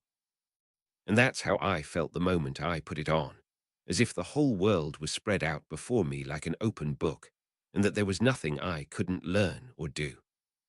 But then a sudden feeling of fear came over me. I felt that there was someone looking at me, wanting to hurt me. I started to run, and then I saw him. At first he was inside the reflection in a mirror in one of the corridors. He was tall, with black hair. His face and eyes were terrible, that of a monster with a snake's face. Then he stepped out of the reflection and appeared in the corridor. He didn't look monstrous anymore, but he still looked frightening. He saw me looking at him, and suddenly I knew without a doubt that it was Harry Potter. I don't remember much of what happened after that. A chill took over me, and I felt like I was losing consciousness. I felt like something was crawling into my body, flowing through my blood. But then it stopped. I was lying on the floor, and Potter was standing over me, talking to me as if just a moment ago he hadn't tried to do something awful to me. The only thing that comforts me now is the diadem of Ravenclaw, which I hid in my robes while the headmaster and the teachers questioned me about what happened. I won't feel safe as long as Potter and his sister are roaming free in the castle, but at least I have the diadem. I'm looking at it now. It's so beautiful, and it's mine alone. Emily turned a page. It was LT last entry Bridget had written. It's Halloween, and I'm still in the hospital wing. It's not like I care about that silly feast anyway, but I wish Cho would talk to me. We've been in the hospital wing together since last night, and she hasn't said a word to me. When we're alone in the wing, I hear her crying. She just got out of bed. I think she's imagining Cedric again. She left the hospital wing without even putting on shoes. I wanted to go after her, but I feel so tired, so hopeless. I don't know what the point is anymore. I've never felt like this before. Let everyone enjoy their feast, and let Cho go look for Cedric if she wants to. I don't need anyone. All I need is my diadem. Emily realized this was the last thing Bridget had written before she was attacked and fell into an enchanted sleep. It all happened because of that diadem, she concluded, slamming the diary shut. It makes people see things that aren't there. It's cursed. And I'm sure it's the reason that Death Eater attacked Bridget when my dad caught him. He wanted the diadem. What exactly is a diadem? It's a kind of crown, right? Jenna asked. They really do say that Rowena Ravenclaw had a magical diadem that could grant deep wisdom to whoever wore it, Margaret said. But that's just a legend. It can't be that Bridget really found it, can it? There's only one way to find out, Emily said, not without a hint of mischief. You don't mean we should go to the hospital wing and see if Bridget still has it, Margaret said seriously. It's way past lights out, and we've already gotten into trouble once today. We won't get caught this time, Emily said, and pulled the Marauder's map from her bag. Look, I solemnly swear that I'm up to no good. The black lines flowed from the tip of Emily's wand onto the yellowing parchment, drawing the map of Hogwarts. In the center of the map appeared the Gryffindor common room, with dots bearing the namesamely Potter Jenna Winterbottom and Margaret Moharian, the first-year girls' dormitory. Emily searched the map until she found the hospital wing, where there was a dot named Bridget Doyle, and the dot with Madame Pomfrey's name was visible in her office at the far end of the ward. "This map shows everyone in the castle in real time," Emily told her friends proudly. "My dad and his friends invented it when they were at Hogwarts." "Cool," Jenna exclaimed, following the dot with the name nearly headless Nick as it traveled down the corridor outside the common room. "I still don't know if this is a good idea," Margaret said with uncertainty. "Wouldn't you like to find Ravenclaw's diadem?" Emily urged her, "to know if it's really real." "I suppose so," Margaret replied, but there was still a hint of apprehension in her voice.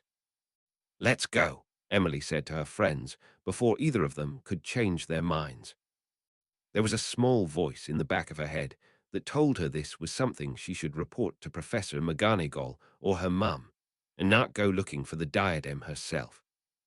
But another voice told her she didn't need them, and that if she wanted to discover this legendary object, she'd go on a late-night adventure with her friends and not run to tell her parents.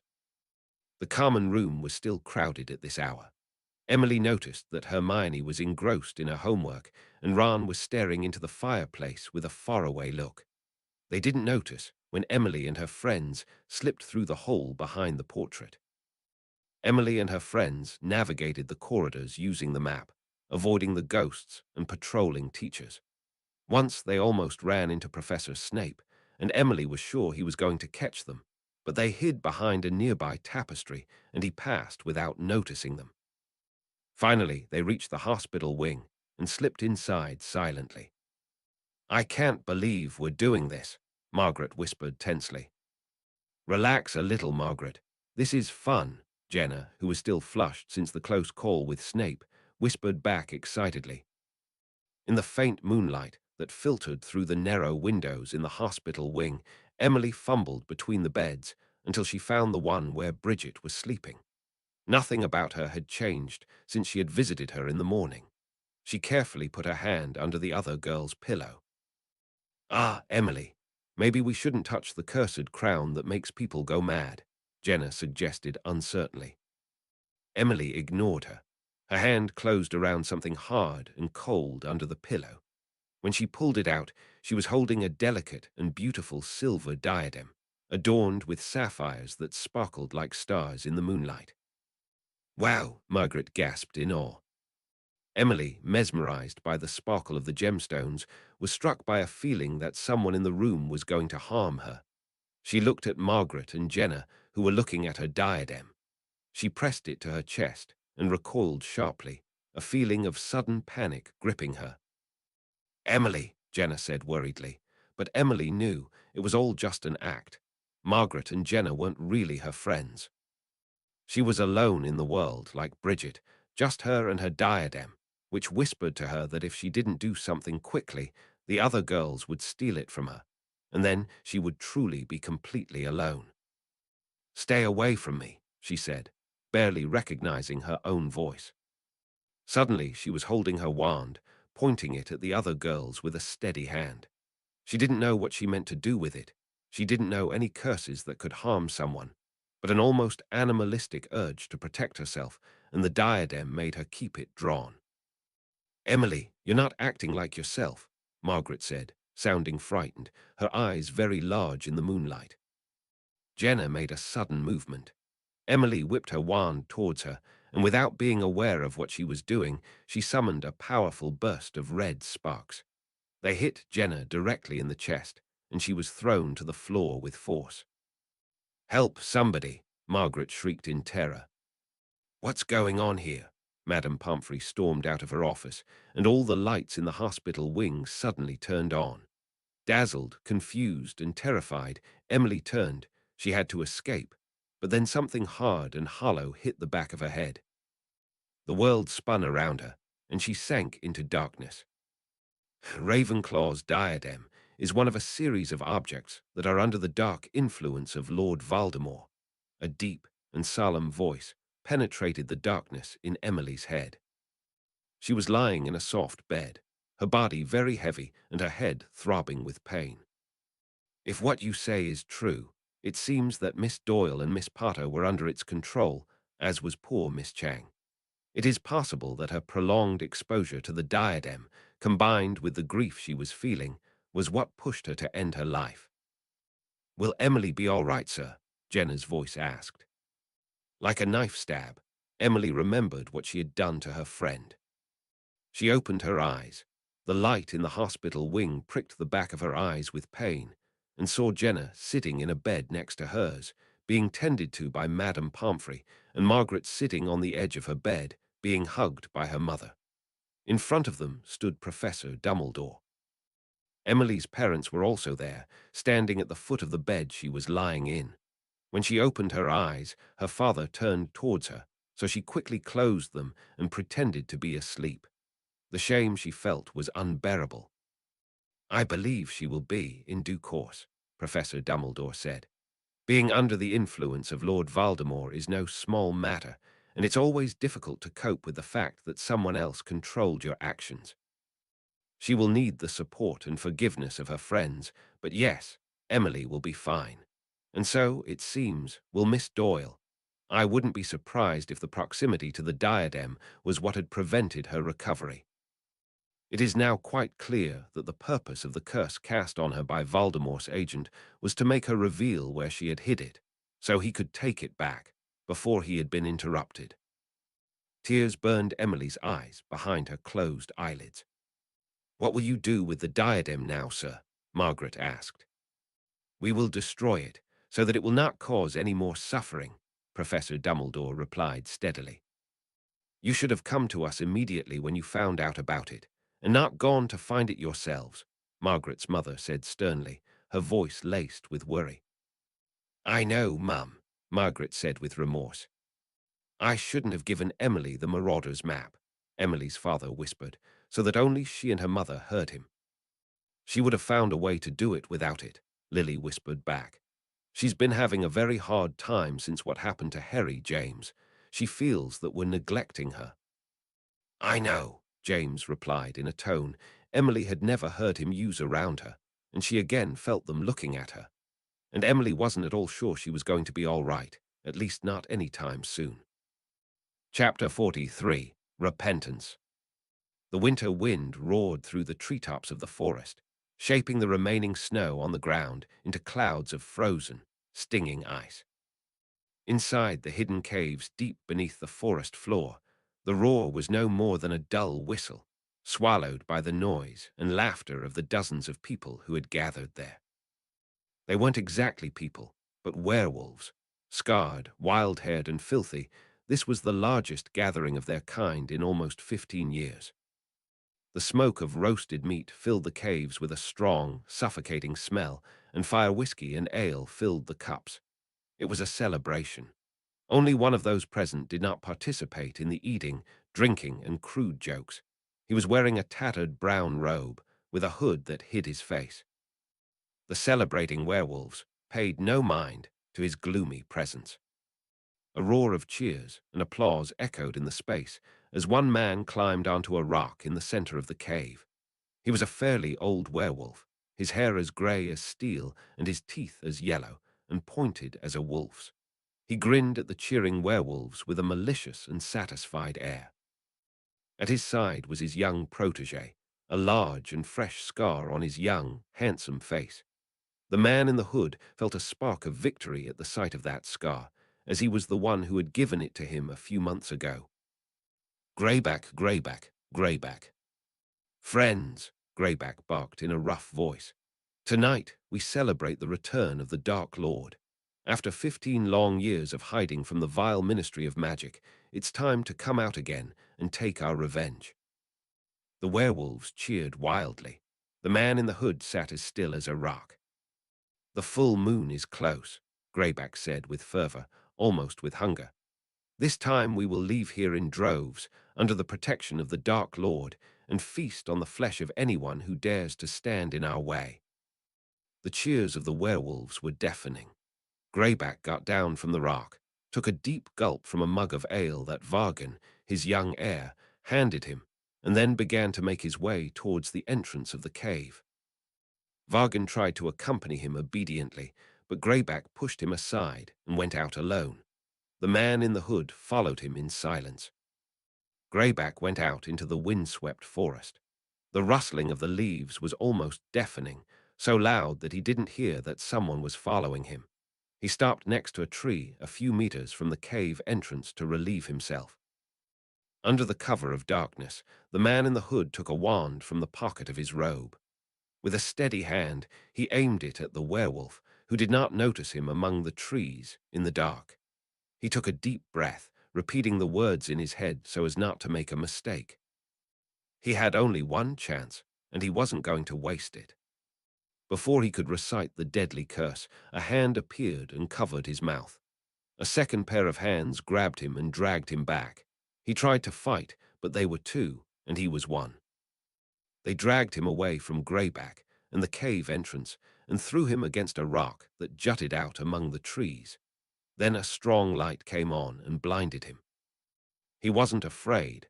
Not even for a split second. He had recognized their scent when they grabbed him, and he didn't need to see their faces to know who they were. "Hello, Prongs, Padfoot," Remus said in a hoarse and cracked voice, narrowing his eyes against the light that emanated from the tips of his friends' wands. He hadn't spoken for weeks, and his own voice sounded strange and menacing to him. "Have you lost your mind, Mooney?" James asked aggressively. "You know what? Don't even answer me, because it's as clear as day that's what happened." "Maybe that's true," Remus replied.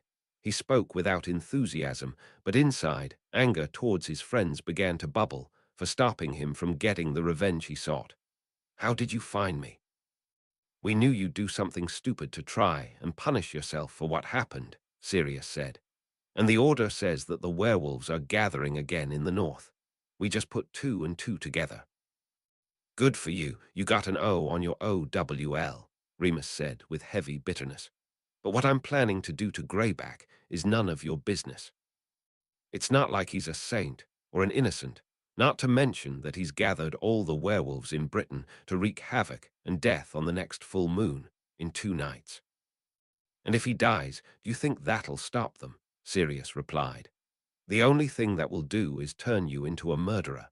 And I'm speaking from experience when I say that with all the rage you're feeling, it's not worth it." "In case you didn't hear, I'm already a murderer," Remus said. The roar of the wind disguised the disgust in his voice. "I've already killed Bellatrix Lestrange, and if you count the life I took from Nymphadora, I've already killed 2 people." "Oh, stop being so dramatic," James intervened. "Bellatrix's death, as much as she deserved it, was not your doing. The same with Tonks. We all know, and so does Tonks, that you would never have hurt her if you had any control over it. What happened at Malfoy Manor that night was entirely Bellatrix's fault." In his head, Remus knew that James was right, but in his heart, he still felt that he had to be punished for what had happened, and that it was beyond any doubt his fault. It wasn't really necessary for him to go into the bank with Tonks during the heist, but his ego had decided that he had to protect her at all costs, even if she was perfectly capable of protecting herself. If only he hadn't insisted on going into the bank with her, they would never have ended up in the dungeon at Malfoy Manor together, and he wouldn't have bitten her and ruined her life, just like Greyback had done to him when he was a child. "I remember everything," he told his friends, his self-hatred overcoming his superficial anger towards them. "I remember biting Tonks. I remember tearing Bellatrix to pieces. I enjoyed it." He felt a spark of satisfaction when his friends didn't know how to react to this statement. "When you think about it now, does that make you happy? Does it give you satisfaction?" James asked him. "Of course not." "Then there's no reason you would feel satisfaction from killing Greyback, or anyone else, for that matter," James stated. "I know you feel guilty, and there's no doubt that Greyback deserves to be punished for what he did to you and many others things he did intentionally and willingly, unlike you, by the way. But you're not a murderer, Mooney. And you're too important to us, to the Order, and to Tonks for you to go and throw your life away because you feel guilty. I think we all know that feeling well, and we all know that going and killing someone won't heal that wound." "She definitely hates me," Remus mumbled in reply. The only thing he had heard from James's entire speech was that he thought Tonks still cared about him after what he had done to her. "How do you know that? You didn't stay to talk to her after that night," Sirius said, not without a hint of accusation. Remus knew he wanted to protect his young cousin. In a way, leaving her there alone was much worse than biting her.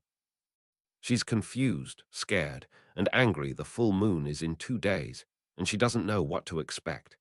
She needs you there, Moony, to tell her that everything will be all right." "She doesn't want to see me." "Who are you to decide?" Sirius got angry, losing his patience in a typical manner and raising his wand towards his friend. "Listen up, Moony. You're coming back to headquarters with us now. We can do this the easy way or the hard way. You decide." "All right, let's calm down." James stepped between them diplomatically, noticing that Remus was also making a move to raise his wand. "We're asking you to come back with us, Moony. If not to see Tonks, at least to pass on the intelligence you've gathered from the werewolves in recent weeks to the Order." For a moment, Remus almost decided that if he were to return to headquarters, it would only be in chains or unconscious.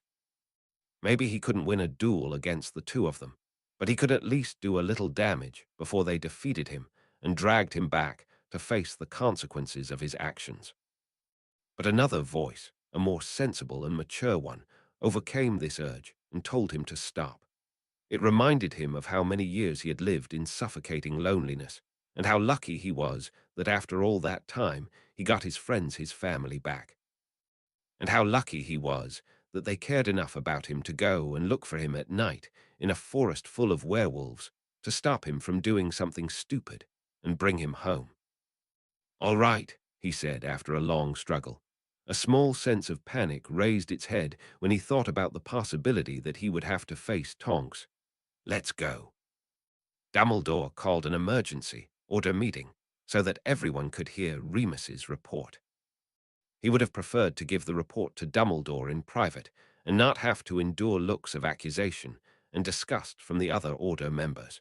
But he knew he couldn't avoid seeing them forever, and that it was better that the reunion be accompanied by vital information that could save many people, wizards and muggles alike. Tonks did not join the meeting. All the Order members had already arrived and gathered in the dining room of the old Potter family home when Lily entered and gave Remus and his friends an apologetic look that hinted that Tonks was not going to come down. Remus felt a combination of relief and disappointment. He gave his report to the Order without looking directly at anyone. He didn't bother to explain where he had disappeared for a month and why, since everyone knew perfectly well. Everyone knew what he had done. Without even looking at them, he could feel the intensity of the pity, revulsion, and disappointment in their gazes. He felt like shouting at them, asking what they expected of him, since he was a monster just like the werewolves who were about to terrorize the country in 2 nights, and they all knew it. But as usual, he silenced this urge and returned to his seat quietly at the end of the report. "I will pass this report on to Scrimgeour." Kingsley was the first to speak at the end of the report. He spoke calmly, and throughout the report he did not act as if his opinion of Remus had changed. But Remus didn't know if it was because he understood that what had happened to Tonks was not in Remus's control, or if he was simply very good at disguising his feelings. "I will report that we received the information anonymously.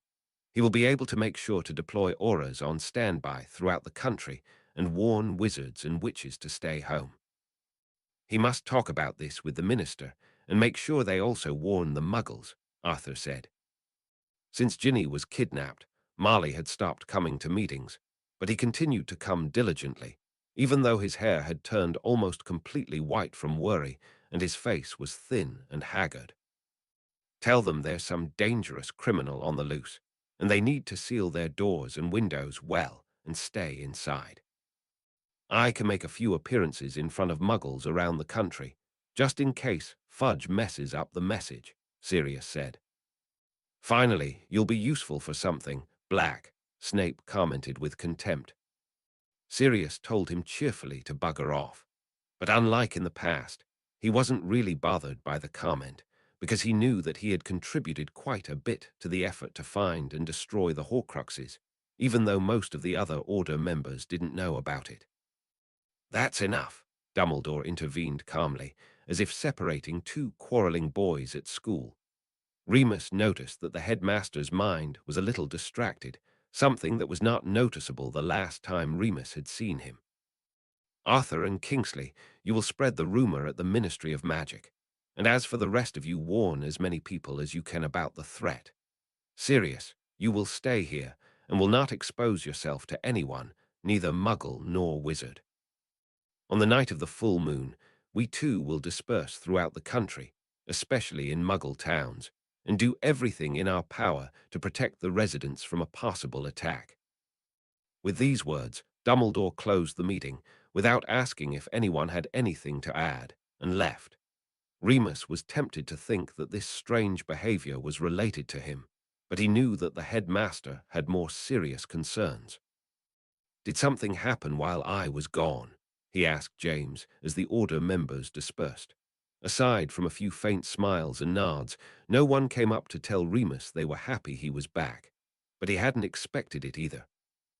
"We found another Horcrux," James replied in a quiet voice so that the other Order members didn't hear. "More accurately, Emily found it. It was Ravenclaw's diadem. It turns out that Voldemort hid it at Hogwarts. Dumbledore says he probably did it when he came to the school for a job interview for the defense against the dark arts teacher position when he was young, long before he called himself Voldemort." "I'm happy to hear that," Remus said.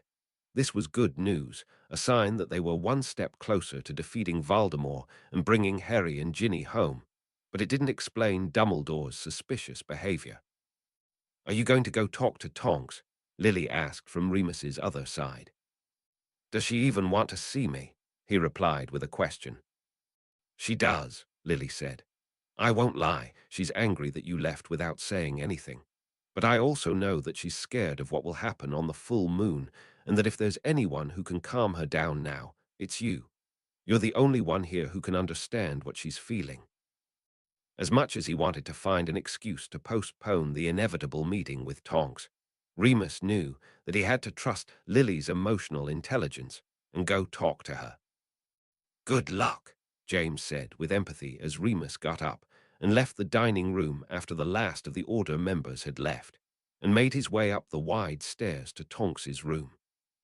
Tonks's room was behind an oak door on the first floor, in a corridor full of portraits of the Potter family ancestors, who paid no mind to Remus as he passed them.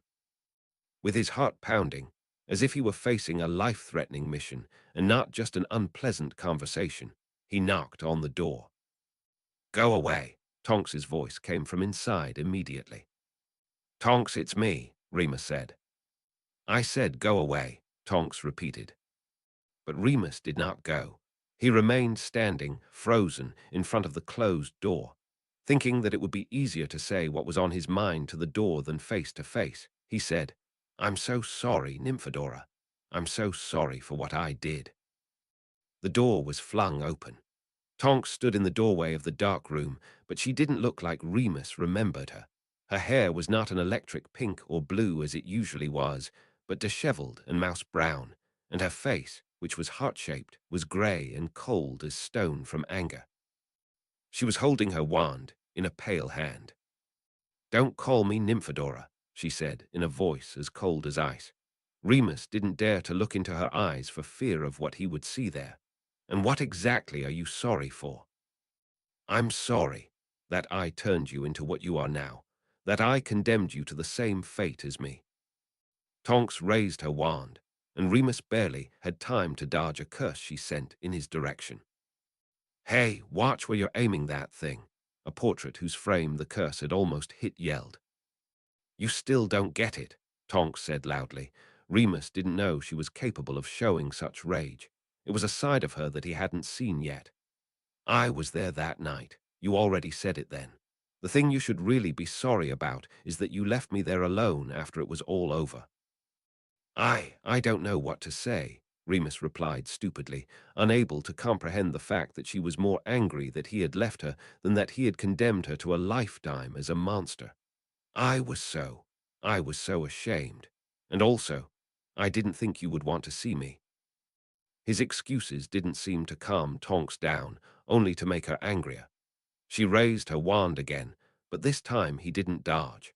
A huge, invisible fist hit him directly in the chest, and he fell heavily onto the carpet in the corridor. "Who are you to decide what I want and what I don't?" she screamed at him, her dark eyes burning like flames as she stood over him. "You're always trying to decide things for me, what missions I'll go on, who I want to be with, who I want to see. I hate it." "I'm sorry." Remus didn't know what else to say, remaining lying on the floor at her mercy. "You're right, Tonks. You're a mature, smart, and talented witch. I'm the last one who can decide anything for you." This seemed to be closer to what Tonks wanted to hear, because the rage on her face softened a little, and the coldness left her eyes. "Flattery won't help you," she said, sounding a little more like herself. "It can't hurt," Remus replied cautiously, deciding that it was safe to get up now. Tonks didn't look as if she was about to curse him again. He was surprised when she touched his face with her hand, and a shiver ran through his limbs. A light and prickly beard covered his face after 3 weeks of seclusion among the other werewolves. "That night before you changed, you said you loved me," she said in a soft voice. "Did you really mean that?" "Yes," he replied with painful honesty. He remembered those moments well, but he hadn't imagined that at that moment she had paid any attention to what he had said. "But—" "No buts," Tonks cut him off. "I love you too." Remus was speechless. His mind tried, and his heart failed to understand how she could love him after what he had done to her. She was supposed to hate him, never forgive him, just as he would never forgive himself for what he had done. But when he looked into her eyes, he couldn't see disgust or rage, only love and maybe a little pain. "I don't deserve this," he blurted out at last. "I ruined your life. Are you trying to decide for me what I feel again?" "No, no," he said immediately. She seemed amused by his efforts not to anger her again. She giggled and he sighed. "You're amazing," he said, unable to find another word to describe how moved he was by her ability to forgive and love. She leaned in for a kiss, and he reciprocated, with only a pinch of regret in his heart. "Will it hurt?" she asked in a small voice after they had pulled away. They both knew exactly what she was talking about. Still dazed from the kiss, Remus was tempted to lie. He had to consciously remind himself that she didn't want him to protect her, but for him to be honest with her. "Yes," he replied, wrapping her in his arms and not believing how lucky he was. "The pain during the transformation, it's tormenting, but it's just pain, and after it's over, you'll be fine. I'll be there with you every step of the way." "Thanks, Remus," Tonks said against his shoulder. He had a feeling she was crying, so he hugged her tighter in a combination of guilt and love. "I will always be there for you," he vowed. It was a promise he intended to keep, no matter what.